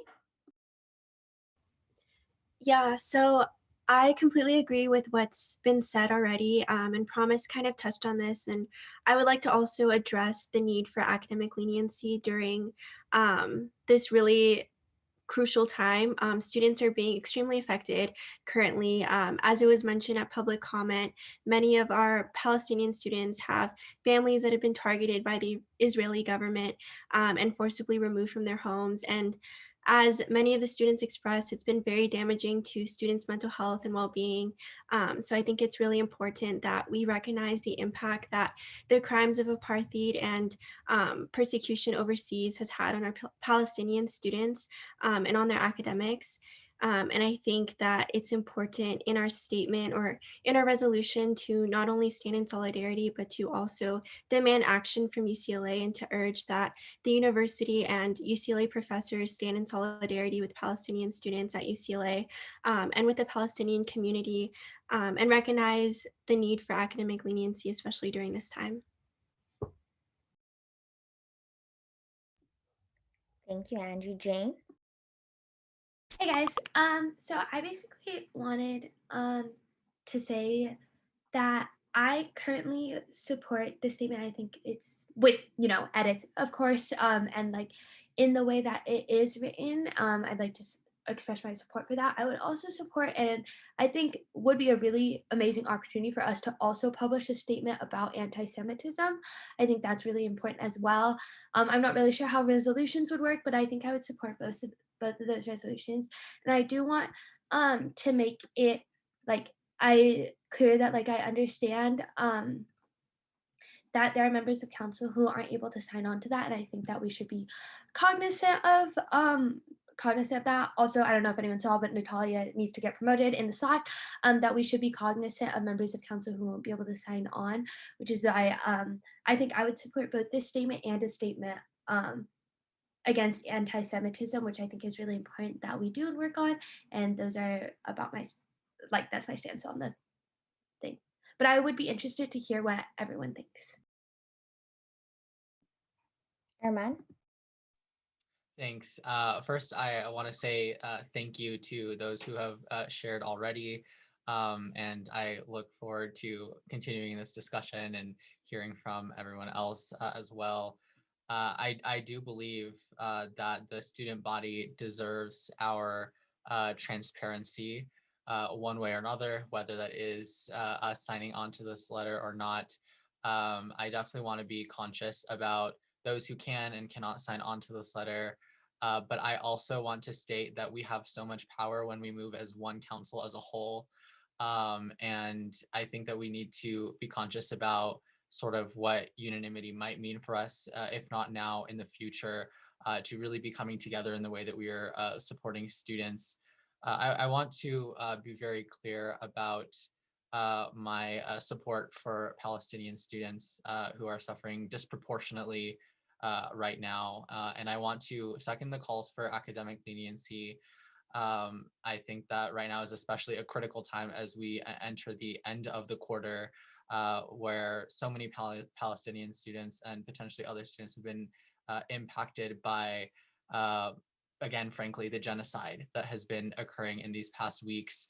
And if a resolution is what it takes to be clear about that academic leniency to the wider UCLA community, including administration or faculty, then that is something that I would support. And I also want to voice my support for separate statements that ensure that we are clear about our condemnation of anti-Semitism, while we are also clear about our support for Palestinian students. I think that we have a duty to ensure that both of those issues and communities are addressed in their own particular ways. And I think that the way that we've been thinking about this experience and this process over the past few days has shown us that there sort of are different needs of approaching those statements. So whether or not those are statements or resolutions, I support having two statements. And I do think, however, that we have a duty to be explicit about supporting our Palestinian students. And that is something that I will be doing myself. And I am, again, really interested in hearing what my fellow council members have to say on the matter. But thank you.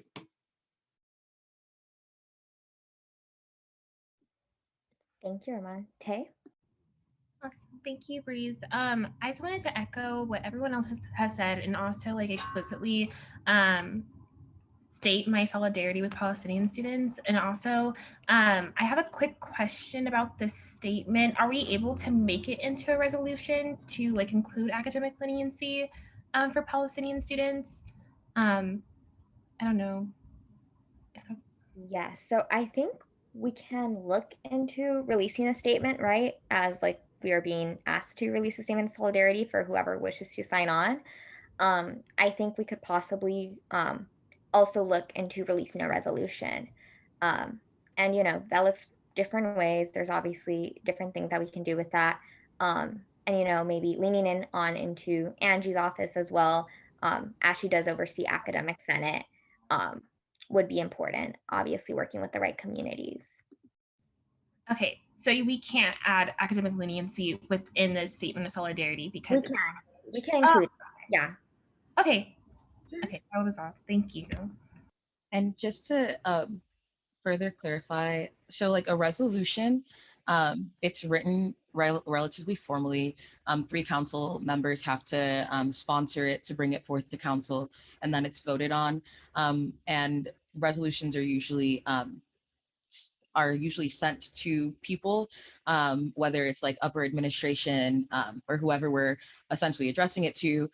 So if we did want to make a resolution asking for academic leniency that we would send to the academic senate, that is something that we can do, but it would have to be brought forth next week. Yes, so definitely folks would have to work quickly in order to get it onto the agenda on time for Miss Cass to post it. Speaking of Cass, Cass is up next. Thank you, Breeze. I also just wanted to emphasize what like Promise and folks in the public comment said in this meeting, and I'm gonna just say it again in case folks need to hear it. But we are elected by students and we cannot stay neutral and we cannot stand back about this situation when Palestinian students are being heavily affected and when the student body feels unsafe. So I would like to urge council to stand in solidarity with Palestinian students. Also, in terms of a possible resolution, I definitely agree that there needs to be academic leniency. And so maybe like Angie can do something about that. And I also want to like push for more mental health resources that is culturally competent and readily available for students, because there's going to be like a lot of like trauma that these students are facing. And so we want to like provide them with the resources they need. Additionally, I think it would be great to have a second statement about anti-Semitism that Haley and Jane mentioned earlier. Thank you, Cass. Definitely agree. Maya, then Momina. Yeah, hi. I also would like to echo what everyone has been saying. I want to publicly express my support for Palestinian students. I agree that I think that we should push for academic leniency for Palestinian students.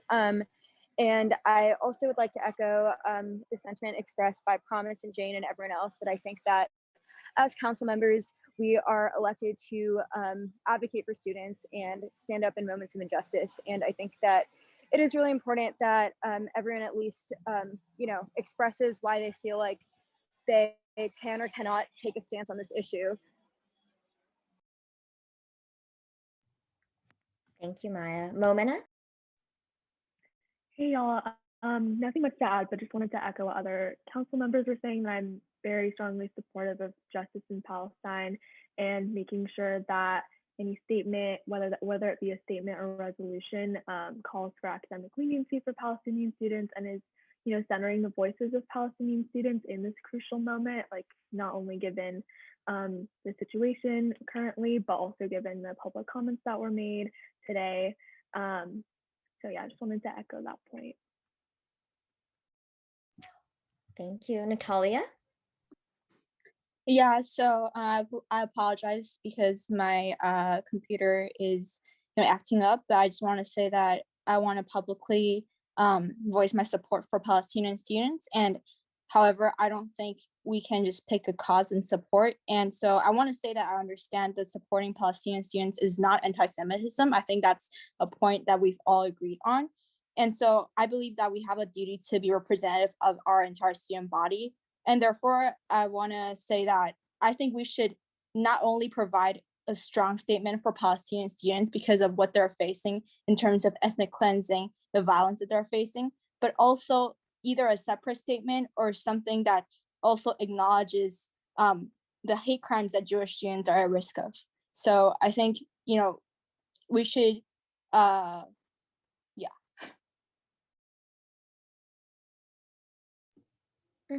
Thank you, Natalia. Jane? Yeah, I just want to thank everyone for saying their piece on that. I didn't know if anyone had anything on that topic, but I wanted to ask too. So one of the things I wanted for us to discuss is the actual contents of the statement that we read today. As I said before, I think it's important we don't make any decisions today because student orgs didn't have proper notice to come to public comment. But I just wanted to see what people's inputs were on the contents of the statement that was on the agenda.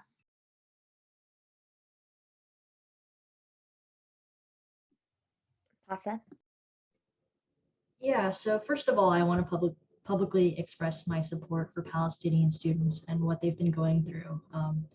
It's really tragic, and I think a lot of these students have, this is their homeland, whether ancestral homeland or they're from there. So there's a lot of emotional labor and toll going on right now. So it's really important that we as a council work towards pressuring admin for things like academic leniency, especially as we head into finals week.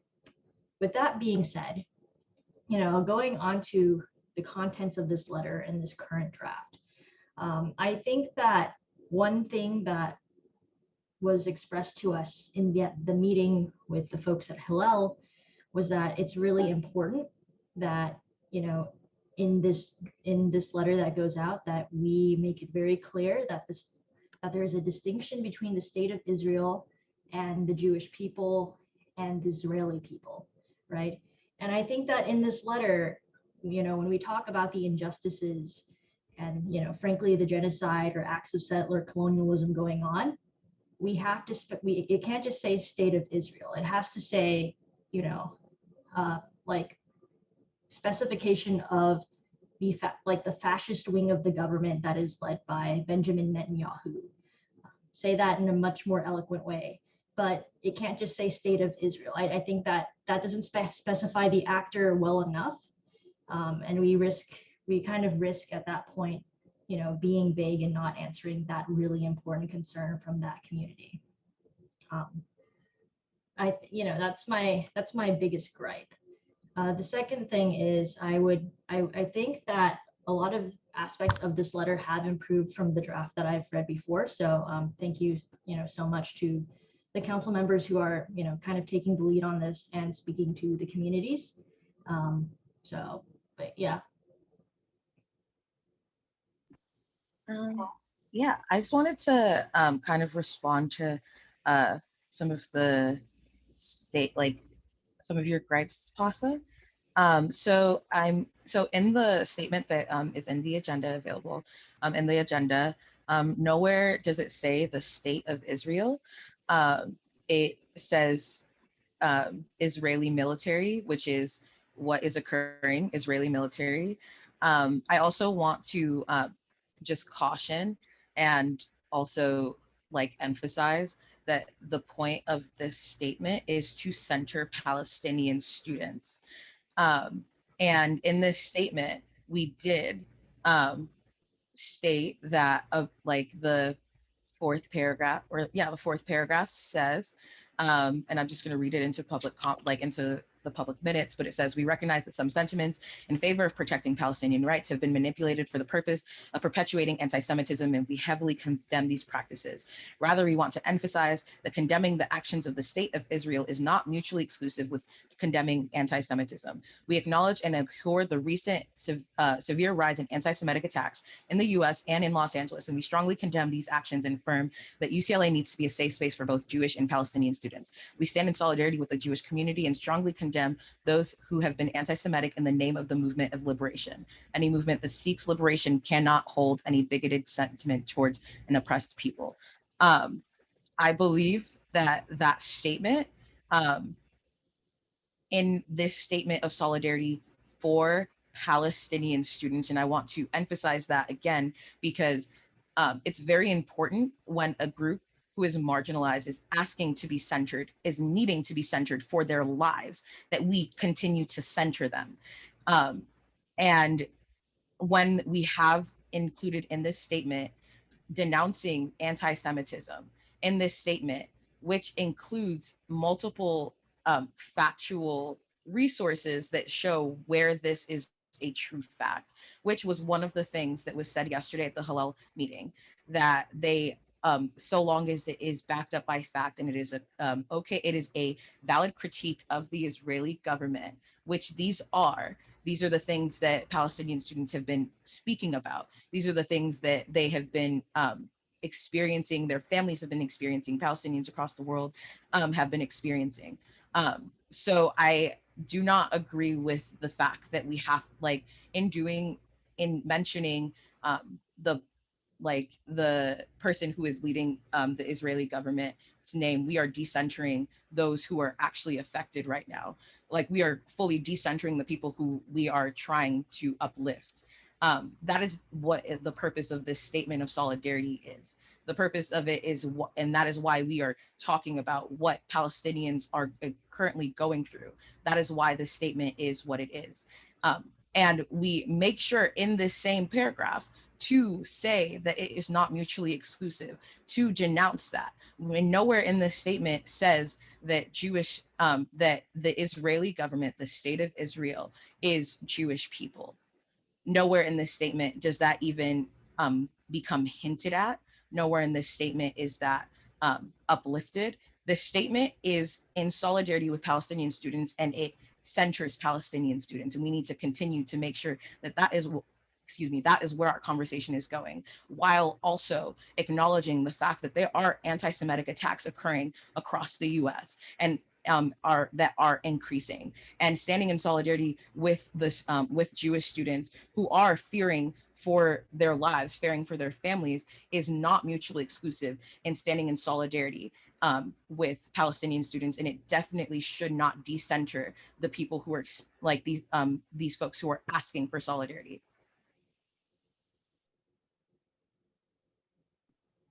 Thank you, Promise. Pasa, and then Carl. So first, like, I just saw in the chat, I think Jane said there's like another version, because I'm looking at the one that says solidarity statement hyphen like draft in caps. Is that the right version? Am I looking at the right version? Yes, Okay. Yeah, I just want to confirm. I know that edits had been made by different council members, but I wasn't sure what to put in the agenda because this is the one that's publicly available, and I was like confused with the edits whether like we were like right or not. So it is a past version. Yeah, sorry about that. So I'm looking at the right version. Yes, it should be solidarity statement dash draft, and I'll type it in. I'll put the link in the chat again for anyone who may be confused. And No, so like I think, Promise, like everything you said is valid, but my point here, and it says the state of Israel like multiple times in the draft that I'm looking at, right? I'm not saying like the point of the statement again is to center the Palestinian students that are affected by this tragedy, right? But I'm saying that the modifiers of the term state of Israel, government of Israel, there just has to be a modifier, a more clear modifier that again that is an oppressive force, force that is spearheaded by some fascist group, right? Like that's my point. I think that modifier will make that more clear. I think adding the modifier for that doesn't really, I don't think it uncenters it, because that's probably adding like one word, 2 words, right? And I think that adding the modifiers for that, efficiently answer those, well, hopefully will address the concerns about making sure that we make distinctions. I think for statements like this, it's important that we are specific and clear about the actors who are involved, especially since again we are members of council and people listen to us, and we are in a position where we have to be specific and clear with what we say, especially for a statement like this that regards has to do with people's lives and livelihood. Definitely understand, but I did just Control F or Command F the statement, the one that was attached on the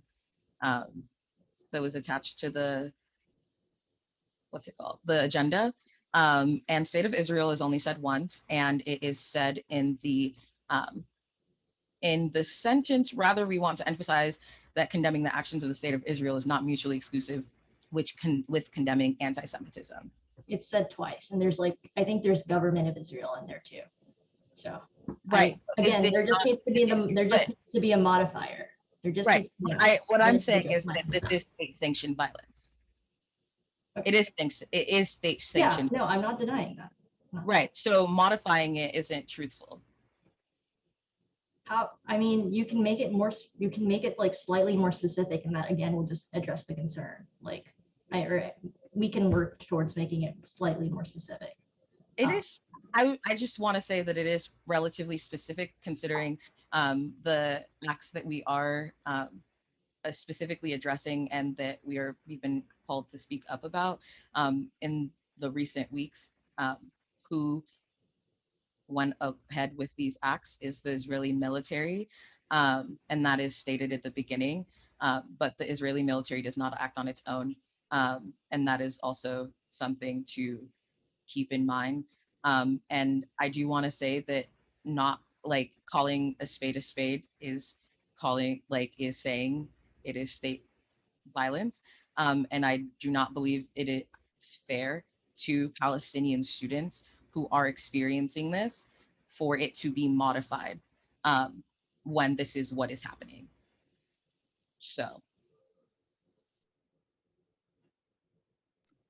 Okay, I have some quick thoughts and things to add, but I'll go to Carl first.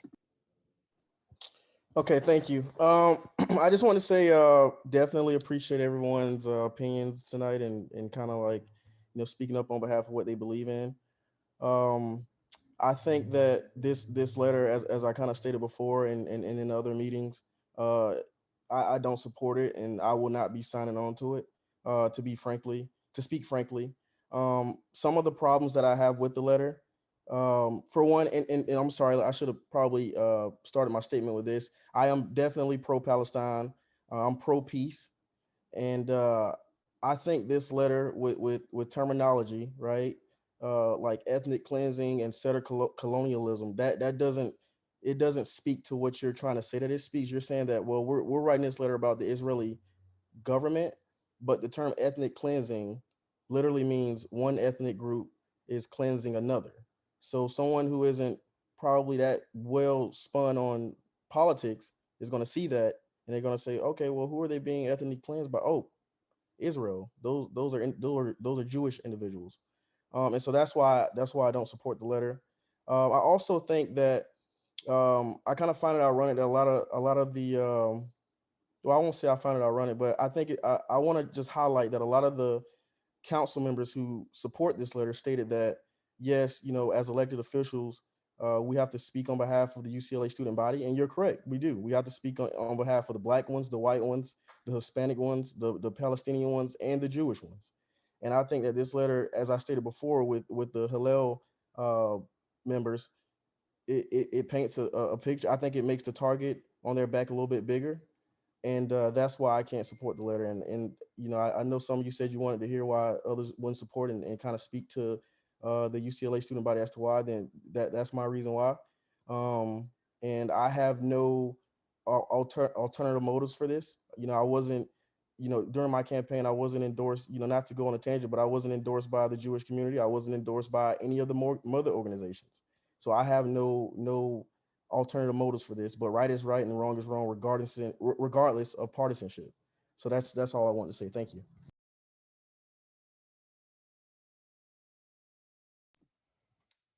Thank you for all those thoughts.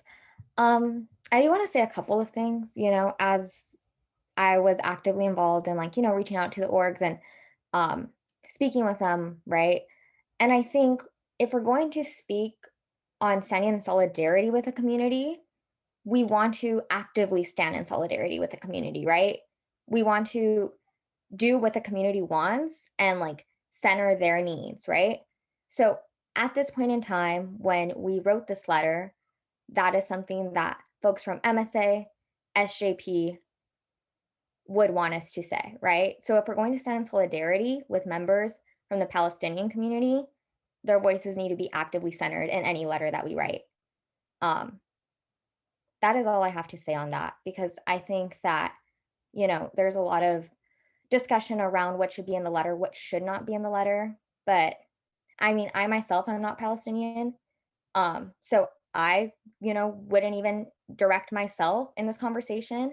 And I think we need to be as, different. We had members from that community edit this letter and write it as they deemed fit. And I think that that is a voice that we should be centering at this point in time. But I see Cass's hand is up, so. Yeah, I just wanted to kind of like bring the conversation back to the like actual statement. And I was wondering, Breeze, if like it's possible for all of council to just mention whether or not they support the statement in its current form, or if we don't, and whether or not they can publicly speak about it, just so we can prepare for the upcoming meeting next Tuesday. And also, like, if folks doesn't agree with the statement right now, of course, y'all can like make comments to the actual statement. I believe that's what we've been doing all this week already. So yeah. I definitely agree with that. And Cass, if you can facilitate that by sharing your screen, um, I would appreciate that. I know that obviously we don't want to run super late, so and we're not voting on anything this week, but obviously we just kind of want an idea, so that our discussion can go not as long next week. Thank you, everyone.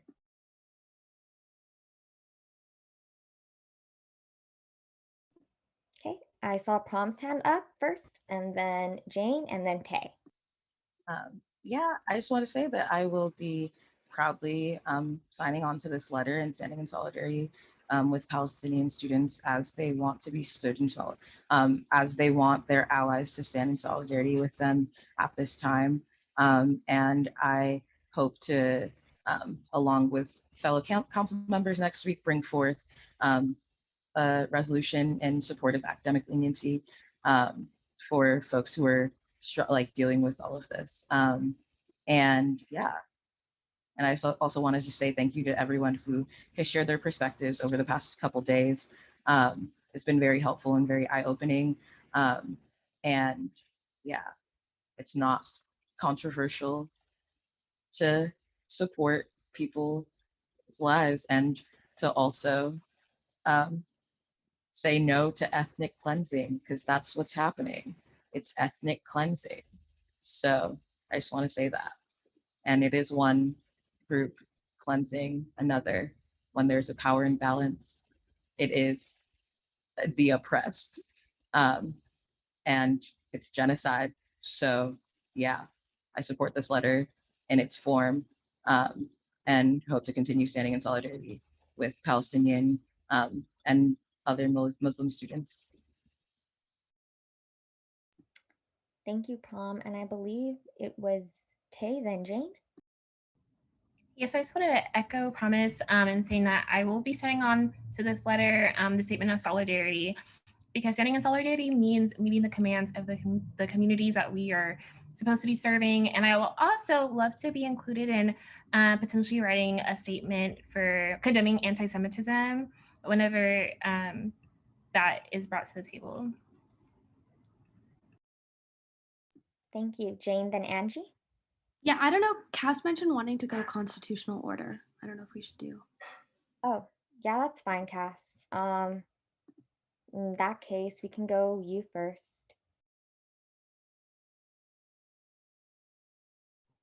Oh, I thought you would go first, Breeze.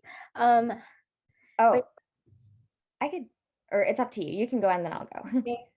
Okay, I just wanted to say that I do support this letter in the current form because I do believe that we made the edits necessary from the different organizations that we reached out to, including Hillel.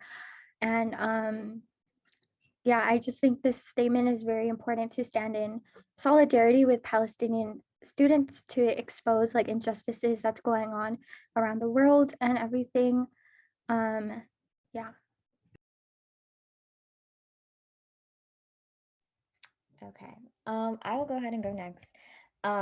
Obviously, myself, Jane, and Momina did a lot of the outreach, wrote and, contributed, had many discussions. So I am in complete support of this letter. And, seeing as all the other UCs, except for UCI, have released a statement in solidarity, I really, frankly, it makes me very sad that we can't do the same for our own students. And I'm just frankly like, a lot of students are looking to us, and I think there's a lot of mistrust with USAC. And I think that this is an instance where, mending that mistrust is necessary, and ensuring that we're standing in solidarity with our Palestinian students. I also want to make it very clear that I do believe that we should release a statement also condemning anti-Semitism here in Los Angeles and across the world really that has been occurring as a result of it. That is not allowed. No oppressed people there should not be any oppressed people in the world really, right? So I am firmly standing with this statement, and I do not believe that there should be any changes made because we have consulted with the necessary people. So moving on to EDP.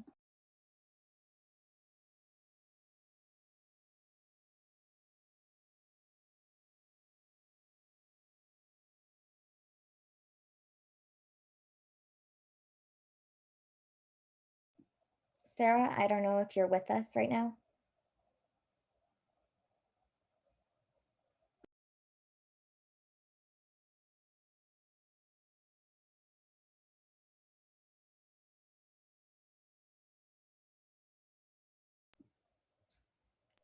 I think we can move on to AAC. Thank you. AAC? Yeah, so I would like to support the letter in this current form, and I will be signing on. Just wanted to reiterate that standing in solidarity with Palestinians shouldn't be controversial, and we need to show up for our Palestinian students and not minimize the pain that they are currently experiencing. So thank you. Thank you. Gen Rep 1? Yeah, I just want to echo everything that's been said. I definitely will be signing on in support of Palestinian students through this new version of the statement. And I really appreciate the community input that we received today and the necessary folks that we had contacted, or specifically Breeze, Momina, and Jane. I want to thank y'all for your labor in terms of reaching out and drafting the statement as it is. I think as council, like we consulted the necessary groups and have the input that we needed to release a statement. And again, I agree with writing an additional statement addressing and condemning anti-Semitism in the Los Angeles area right now. So yeah, I am in support of this statement. Thank you, Haley. Gen Rep 2? So again, I want to reiterate my support for Palestinian students and what is going on. Frankly, though, I see that this is titled draft. So my greatest hope is that there are going to be edits going on because this is some sort of a draft and not a final copy, right?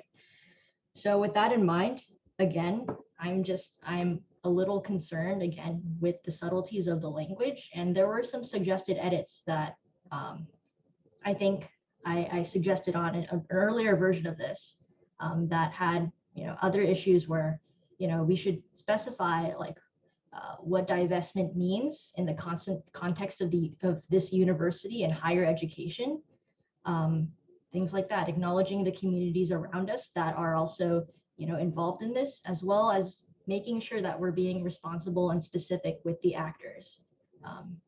That's really important to me because we have to make sure, as everyone has pointed out, we sit on USAC, people listen to this council, and we have to make sure that when we make a statement of solidarity for like Palestinian students, we have to be specific and we have to exercise care. We have to be responsible. I'm going to keep iterating that. So at this moment, I can't throw my support behind it, but if I get I want to see what edits can be made, talk to student groups some more, and then maybe I can support this letter. I'll also say that some options I have been considering in recent days is also, issuing my own statement as like Gen Rep 1, or maybe a Daily Bruin op-ed. But I cannot support this specific this specific statement in its current state. Thank you. Thank you, Pasa. Gen Rep 3. Hey, thank you.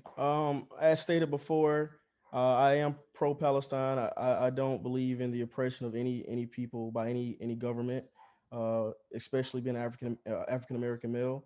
But once again, after speaking with the Hillel student, the Jewish students, and how that this letter in its new form made them feel, the targets that they felt were put on their back, that already exist, that they feel that were actually made bigger by this letter.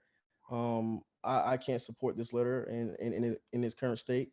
There are many ways to show solidarity with a group of individuals without painting another group as being badly. And when I say another group, I mean the Jewish students of UCLA.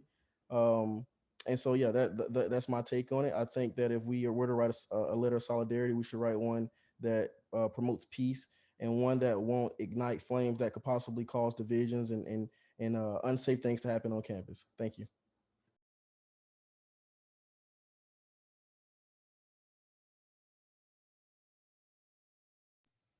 Okay, I could be wrong, but I believe AAC already spoke, right?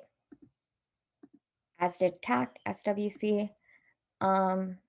So we can move on to, correct me if I'm wrong, I don't really know constitutional order. I believe it's FSC. Does anyone have the agenda up in front of them? It's CSC, no, CEC. So Miss Maya. Hello. So I want to also affirm my support for the statement and my support for USAC standing in solidarity with Palestinian students. I would like to be involved in editing some of the language to be a little bit more specific, but I do agree with the statement in its current form, and I will be supporting it. I also I just want to thank Breeze, Momina, and Jane especially for y'all's labor on working on this letter, and for also, all of the students who have shared their stories and perspectives with us on this issue. I think it's really important for us as council members who were elected to stand in solidarity or to support and advocate for students who are in need, to support this letter in its current form. And yeah, that's my perspective.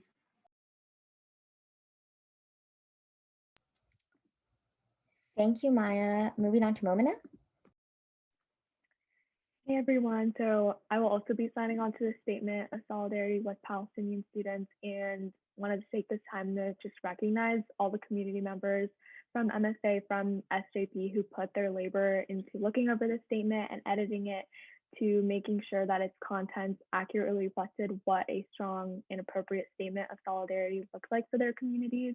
And again, just want to emphasize that it's really important that this letter centers the voices of Palestinian students.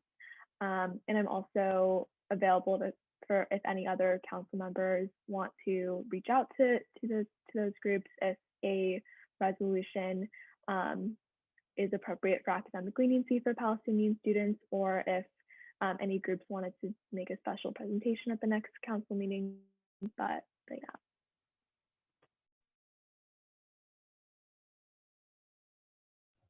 Awesome. Okay. It's 9 o'clock. Thomas, you're up, but I don't know if you have anything else to add. No. Perfect. Oh, go ahead. Yeah. No, I was just saying, yeah, no. I'm screaming. Okay. Miss Jane. Yeah. First of all, thank you for everyone who said thank you to Breeze, Momina, and I. And also, I do agree with this statement in its current form. I would also be open to like small edits and making things more specific, but I agree with this statement. And I do think that we should also have a statement that condemns anti-Semitism or resolutions for both of them. Perfect. FSC. Hello. I want to affirm my support for all oppressed peoples, as no one on this world should be oppressed in any manner. And I am committed to helping make sure that this letter is as accurate and sensitive as we can possibly make it. And I'd like to help with edits and also with adding sources to more points. And yeah, I think, yeah, that's my statement. Tay, you already spoke. I don't know if you want to add anything. Perfect. Erman. Thank you. I want to be very strong in my statement that I do stand in solidarity with Palestinian students. And I will be signing on to this letter in its current form, although I also do support any sort of small changes or edits that we may want to make before officially putting this on the table as something to consider or publicly vote on or whatnot, as we may do. Um, I also want to thank Breeze, Jane, and Momina for their labor in writing and conducting outreach for this statement. I think one of the things that I want to be very clear about is that it is substantially different from its original draft that was written days ago. And it is because of that, due to the sort of support and edits that we received from student organizations, including MSU, SJP, and Hillel. And I think that it's important for us to note that a lot of those changes did come about because of the way that we have interfaced with student organizations. And so again, I really do appreciate that labor that went into the production of this letter. And I hope that those same student communities will also receive this letter directly once it is that we decide to publicly publish it, or whatever it is that we may do as a council, and or those who are signing on to the letter. But I believe it is really important for us to use our visibility, our power, and our representation for students to be very clear about standing in solidarity with them. And just to speak a little bit to Breeze's concern about the other UCs, that is a concern that I also shared, that we as UCLA's student government have yet to share a statement. Again, I'm not familiar with the specific representatives at these other UCs, but I do think something that's valuable for us to note is the feedback that we've gotten from student organizations. And I don't want to assume that the other UCs have or haven't, but I think it is valuable that we were able to have that interface and those connections. And I think that hopefully, if this statement is something that we will make very soon, I am grateful that we have had the opportunity to ensure that it was something that went through some sort of process of speaking with student organizations. I also would support writing a resolution for academic leniency for Palestinian students, and I'm happy to engage with writing, outreach, or editing in that front. And I'm also very strongly in support, and I'm also happy to spearhead, if necessary, a statement or resolution condemning anti-Semitism, especially for UCLA students and around the Los Angeles area. And again, I'm happy to write, outreach, or edit for any effort that we may want to do on that front. But yeah, I will be sending on to the letter, and I think it's important that that is made very explicit and that council supports the students that are asking for support right now. Thank you. Thank you, Arman. Natalia? I want to reiterate my support for Palestine, and but I'm also currently preoccupied with considerations on some of the specifics of this statement, so I will not be signing on just yet. I will be looking forward to any edits on the document. I will also be continuing educating myself on this issue. I also want to thank my fellow council members for their hard work and labor these past few days. So that's my statement. Thanks. Thank you, Natalia. I do want to reiterate, since I keep hearing about edits, I don't think that the communities that we're trying to serve asked for any more edits, right? Like, this is already as edited as I think they are comfortable with it getting. And again, I want to make it very explicit. It's not right for us to put labor on the student organizations that already put in so much labor to try to educate us. So I think if the document was edited any further, there might not, be a willingness for us to even release anything, right? I just want to make that very clear, as, the second statement, that another statement when it was in production, right? I was told by multiple organizations that it was watered down. It didn't speak to what a statement of solidarity would look like. And at that point in time, they would not like a statement to be released. So just wanted to echo that. I think that, is Sarah back in? And then I'll go Promise, then Erman. So since Sarah was not able to speak, Sarah? Okay. Can you guys hear me from the second screen? Okay. Thank you for bearing with my technical difficulties. I haven't heard the quite past 10 minutes or so, so I apologize if this might be out of context. I just want to provide a bit of my thoughts on the statement. First, I really appreciate everyone who came and shared today. I think it is really important for us to take a stance as council and indicate that we do not stand for any form of oppression or injustice anywhere. And we certainly are in support of Palestinian students, their right to exist and their safety as a whole. We were elected by a variety of communities, including theirs. And although I've expressed to council members privately, I wanted to publicly just explain that because I'm employed by a Jewish company, I've been notified by my employers that I can't specifically sign on to this letter. And that's something that does frustrate me. And I'm currently working on some form of workaround. So I will not be able to sign on to this particular letter. However, I just wanted to voice in this meeting that I am very much supportive of the right of Palestinian students and their families to just live in safety and without fear and without oppression from military presences or governments that are trying to evict them and their families.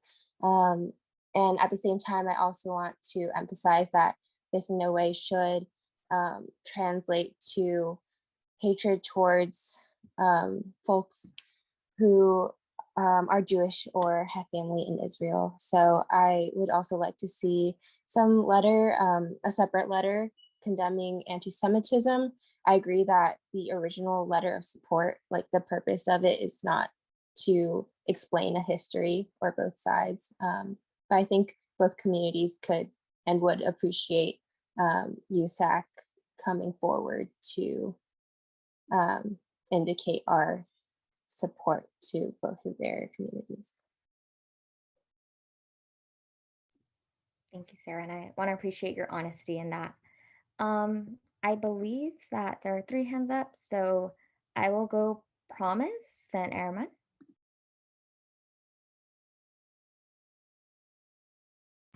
Oh, I forgot what I was going to say, but I remembered.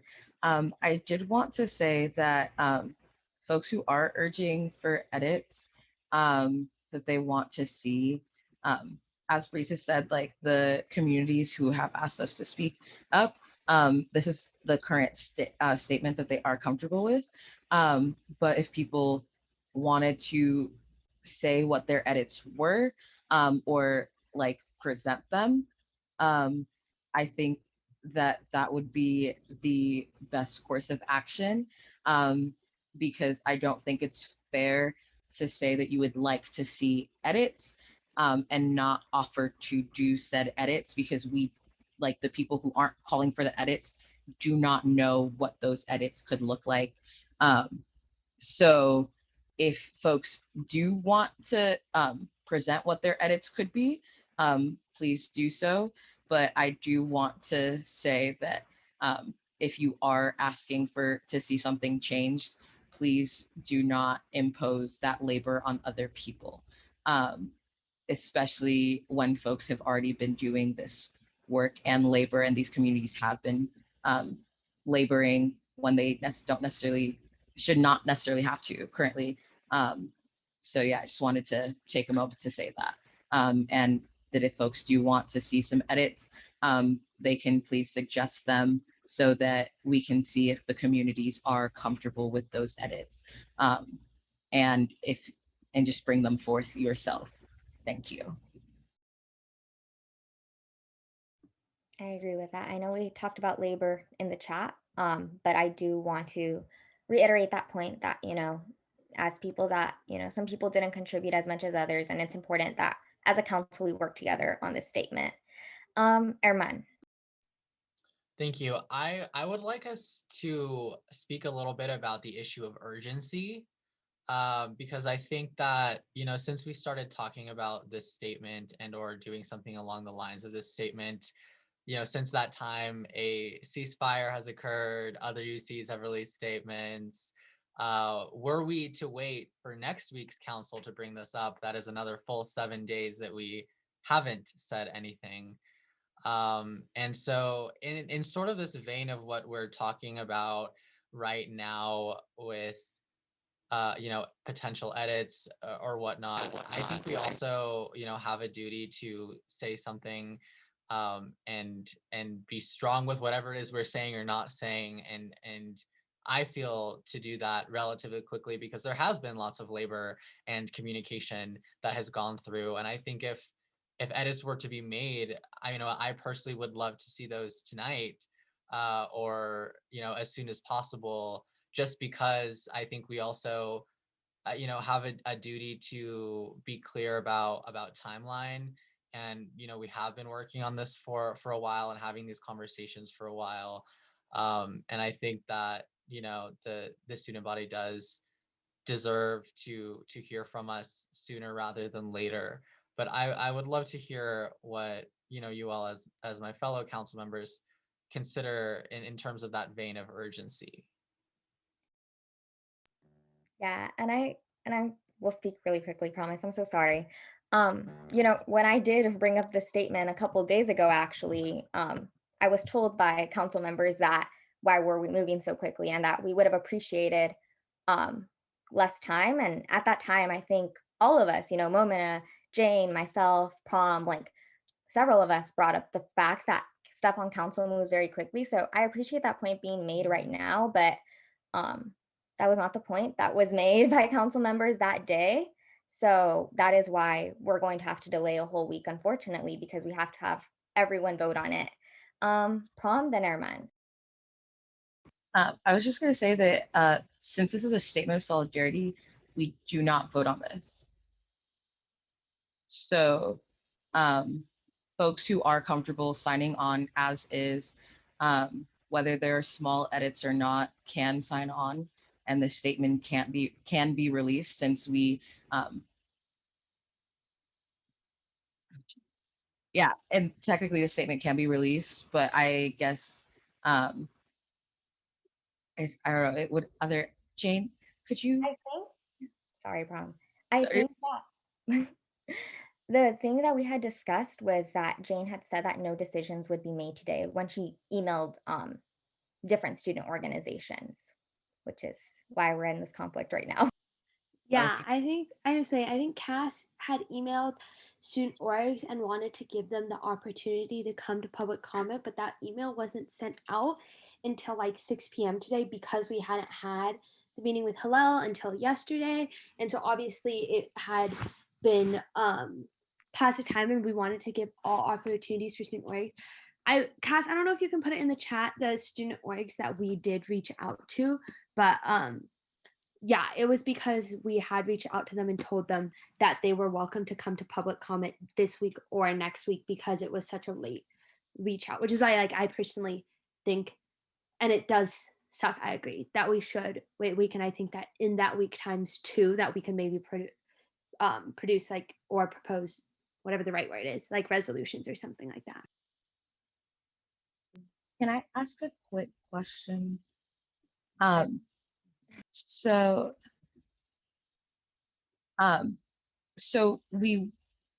Breeze, you are technically you're able to call a meeting, like another meeting before our Tuesday meeting, and we could just have that as the agenda item and have folks come to public comment and just have that meeting specifically for it, and it would be open to the public and we'd release an agenda and everything.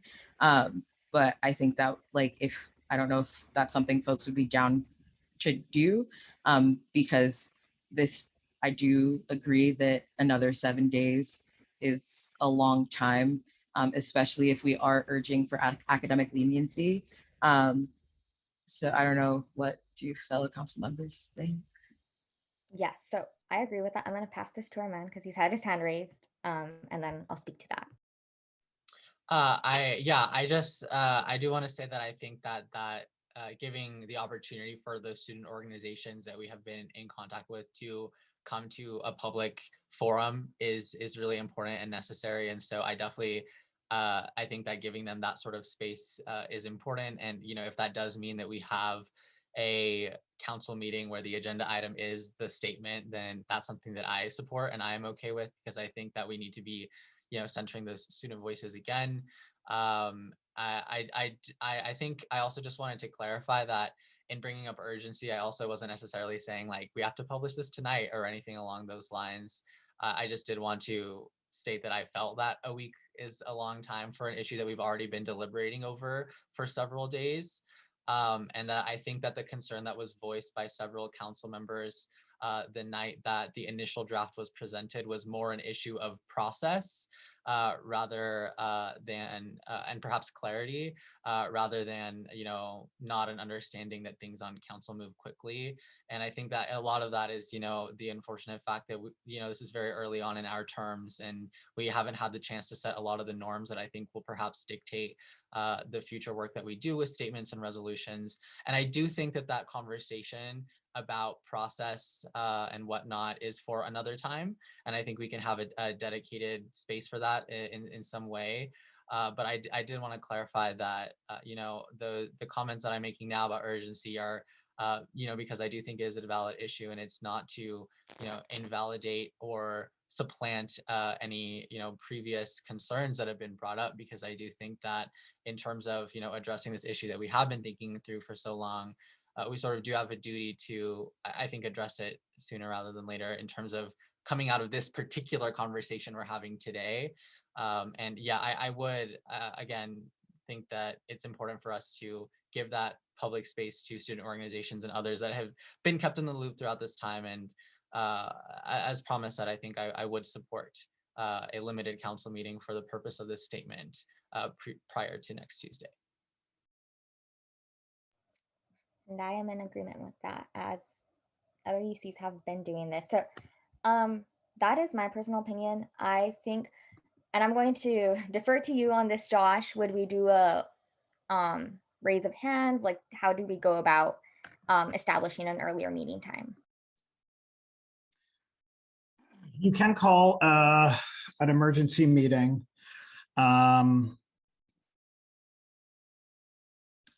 Jessica, do you know if there's a time limit on that? I think the only time considerations is just that, you still have to adhere to all of your bylaws regarding when you release the agenda for that special meeting and any documents related. So I think you just want to be mindful that you have enough business days to be within that, in accordance with that bylaw. But yeah, that's kind of the only time constraint.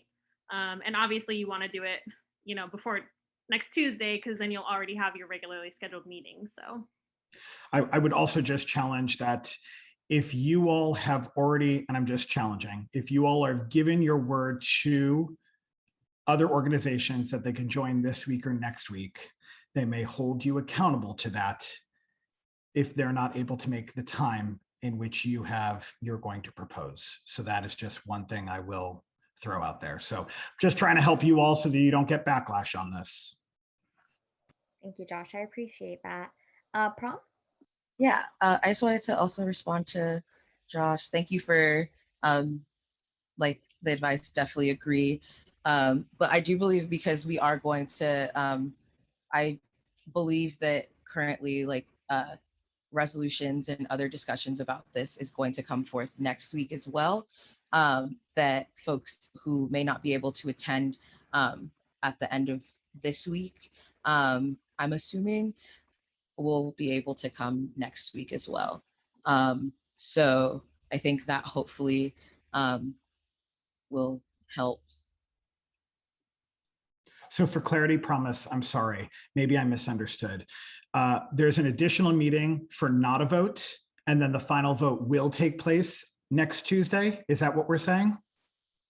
So because this isn't a resolution and it's a statement of solidarity, we don't have to vote on this. So this isn't a vote. but the student organizations that were told that we wouldn't make a decision tonight, I believe that we would be reaching out to them to let them know that we would be having a meeting sooner than next Tuesday, so that they can be able to come to public comment, and so that when folks do make their final decisions whether or not to sign on, folks will have been able to say their piece and like say what they wanted to say, because this was a discussion item that we added tonight, and weren't able to add ahead of time. Yeah. So yeah, that's the only piece.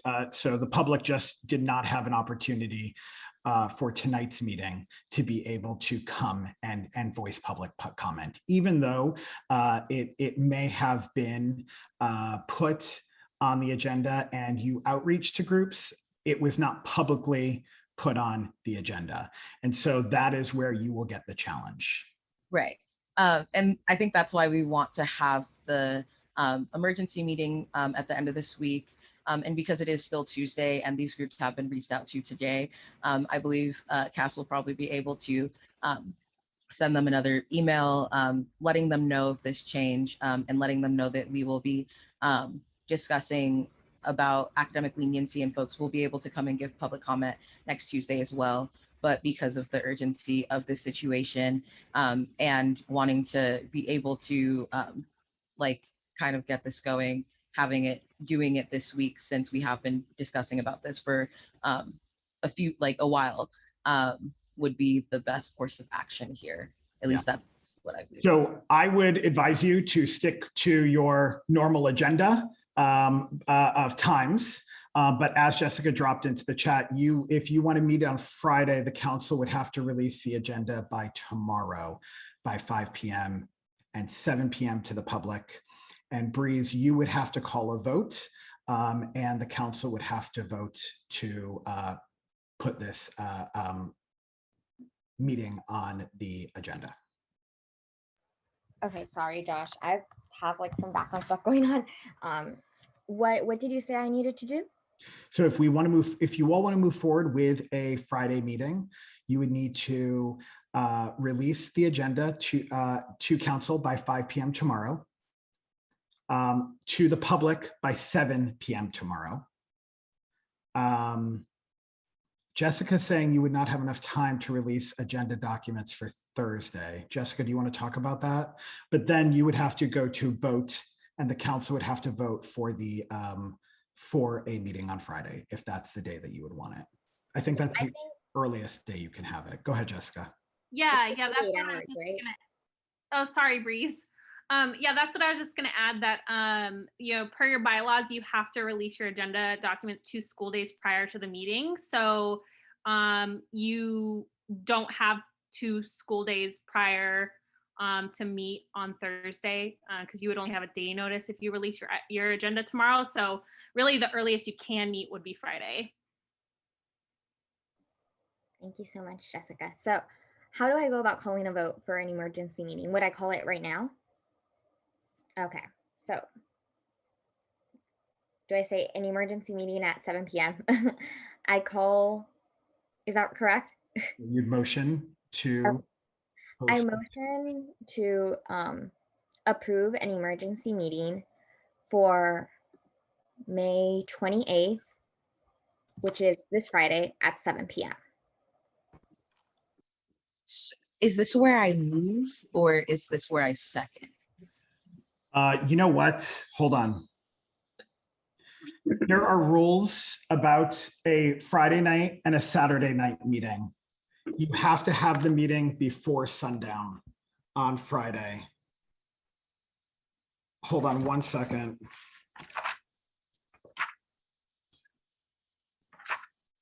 Jessica, help me here. There is a rule where you can't have a Friday night meeting past sundown. You can't do a Saturday or a Sunday because of religious.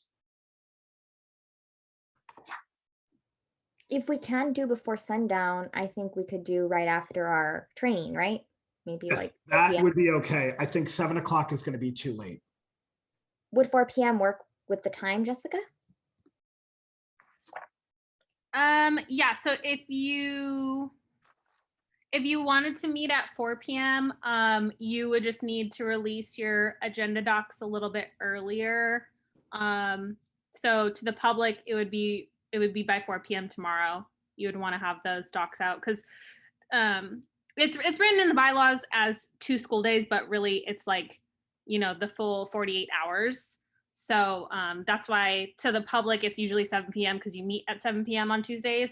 So I would release it by 4 p.m. tomorrow to the public. So you'd want to give council the agenda by 2 hours before that. So 2 o'clock tomorrow. And yeah, I think that to Josh's point, I don't know if it's exactly explicit in the bylaws, but I think general practice has just been to not go past sundown on Friday because of religious observance for many students. And so it's just an accessibility issue, which especially if you're trying to do public comment for students, they might have an issue being able to make that special meeting. So that's just something to keep in mind to go a little bit earlier at 4. Thank you for your insight. And Jessica, we appreciate you, and you as well, Josh. I see Cass's hand is up. I just wanted to mention that there might be like a time conflict with Friday because there is a Campus Safety Alliance meeting with the Vice Chancellor at 5 p.m. on Friday. So yeah, I'm not sure if I'll be able to like stay, and also there might be issues with quorum because I know that Jane will be attending the CSA meeting since it is in the bylaws. So, I mean, I don't think that the meeting would take that long since this is our only discussion item. I think we can end it in under an hour. I don't know what thoughts are on that, but I think if we set it at 4 p.m., we could end by 5 p.m. Prom? Yeah, I wanted to agree with that. And I also wanted to say sundown's at 8 p.m. currently, like in the spring. So if we did have it at 7 and went till 8, it would still be within the bylaws. But yeah, that's just like a nuance. So if we did have to push it for folks to be able to make it. Okay, so at this point in time, maybe voting between 4 p.m. and 7 p.m. 7 p.m. Would that be possible, Jessica? To establish that first, just like what people prefer. Sorry, what's the question? So Promise checked right now and she saw that sundown go, am I saying that right? Sunset, oh God, it's too late. Sunset happens at 8 p.m. right now. So I'm wondering if we can actually, just I just want to have a quick vote to see if people prefer 4 and 6, and then based off that, call a motion for that meeting. Yeah, I mean, I think that's fine. I can't really speak further to specific religious observances because I'm not as, familiar with that. So yeah, I can't confirm like that time would work, but it seems like it's fine. So yeah, I would say if you all want to decide between those two and then put it to a vote, that should be okay. And just keeping in mind that, if your goal is to have an accessible meeting for folks to make public comment, that you just make sure you like broadly share out that the special meeting is happening and make sure that students can make it, or can submit a written statement if they prefer to do it that way, just so it is accessible to everybody. I agree, Jessica. Thank you so much. So I will now be wait, is it, what time does CSA end, Cass? I believe it ends at 6, right? Yeah, it ends at 6. Perfect. So I will be doing so if you prefer 4 p.m., but seeing as some of our council members might have to leave early, and we want to give time for public comment, written comment as well, if that comes in, please raise your hand for 4 p.m. at this time.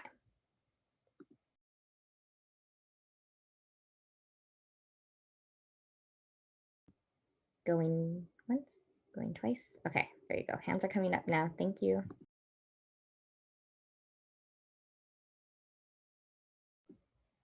Okay, so I have 4 for 4 p.m. No more votes? Okay, perfect. Can everyone lower their hands, please?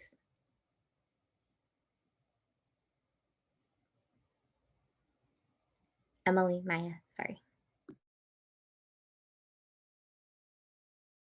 Okay, I won't count Maya's vote for 6 p.m. 6 p.m., please.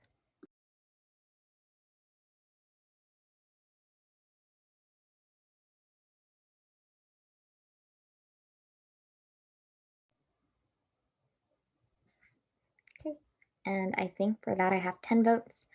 So, well, 13 votes. Seems like now we will be having, or I'll be motioning right now, an emergency meeting that will be taking place Friday at 6 p.m. Okay, thank you, everyone. So now, Josh, Jessica, going back to you guys as to how I go about this motion. Yeah, so you've called the motion. So you got to call the motion. So a motion to host an emergency meeting on Friday at 6 p.m. And I think we should specify for what the meeting is about. And then you need a second, and then you need to vote. Awesome, thank you. You're welcome. Okay, so I motion to call a meeting on May 28th at 6 p.m. this Friday, to specify, in regards to the statement on Palestinian solidarity that was brought up today. And then I would ask for a motion. Second? For a second, correct. Okay. May I have a second, please? I second. Okay, I guess I motion, promise seconds. All in favor, please raise your hand.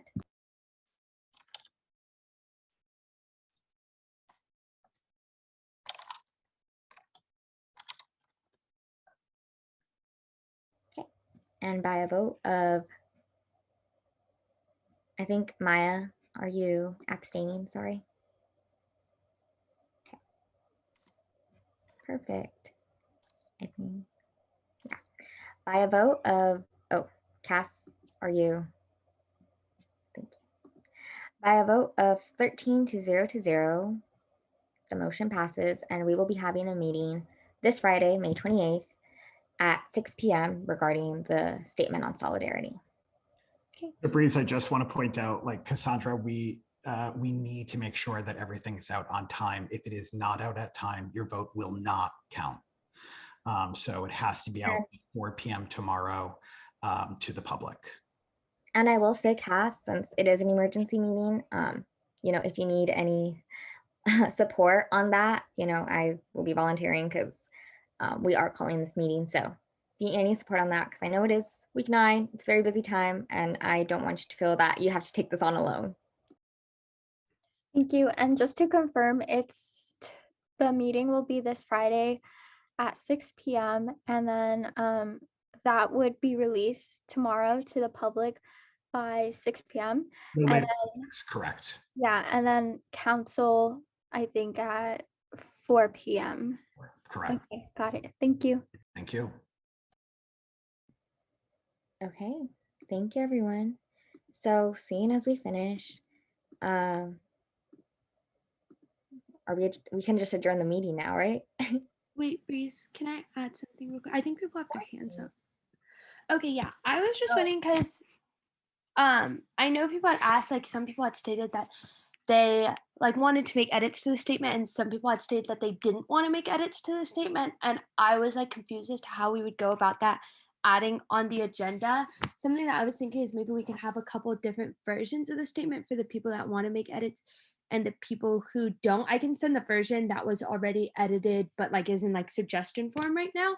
I'm not sure what people think about that, but I think it might be a good idea to maybe have a couple versions of the statement on the agenda, just because some people wanted to make edits and some people didn't. Yeah, I think that's totally fine, and I think linking it in the drive is always an option for council members that did bring up wanting to make edits to the statement. And Momina? I think I just had my hand raised from earlier. Miss Tay? Same, sorry. Erman? Yeah, I just wanted, I had the same concern that Jane had about, although I'm not personally asking for edits, wanting to acknowledge those council members that did bring up that concern.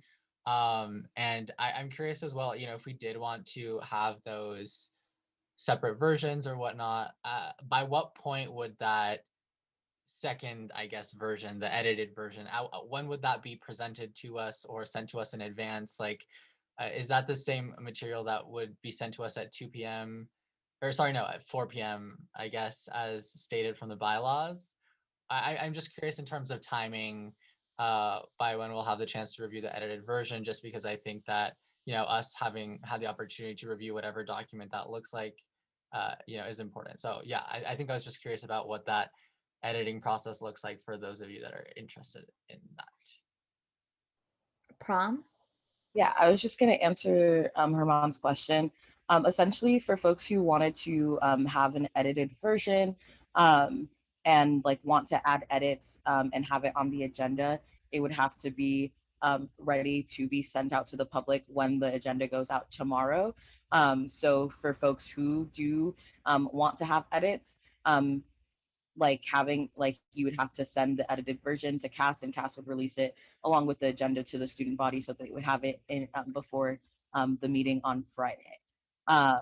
So yeah, so that's just a heads up for folks who might want to bring forth edits for so it's the same process. So it would have to be sent to CAS by tomorrow in time for her to release it, to send us all the finalized agenda, and for her to post it for the student body. Thank you, Promise. Thank you, Promise. I just want to say I really appreciate having you by my side as a two-term council member. It's been very helpful, to say the least. Okay, and I don't see any more hands raised. So with that, wait. Oh my God, not me forgetting. I motion to adjourn the meeting. Do I have to motion, right? Yeah, you I do. motion to adjourn the meeting. I second. Okay, awesome. And we don't have to do a roll call for this, do we? Perfect. Yay, we're done, folks. Adjourn the meeting. The recording has stopped.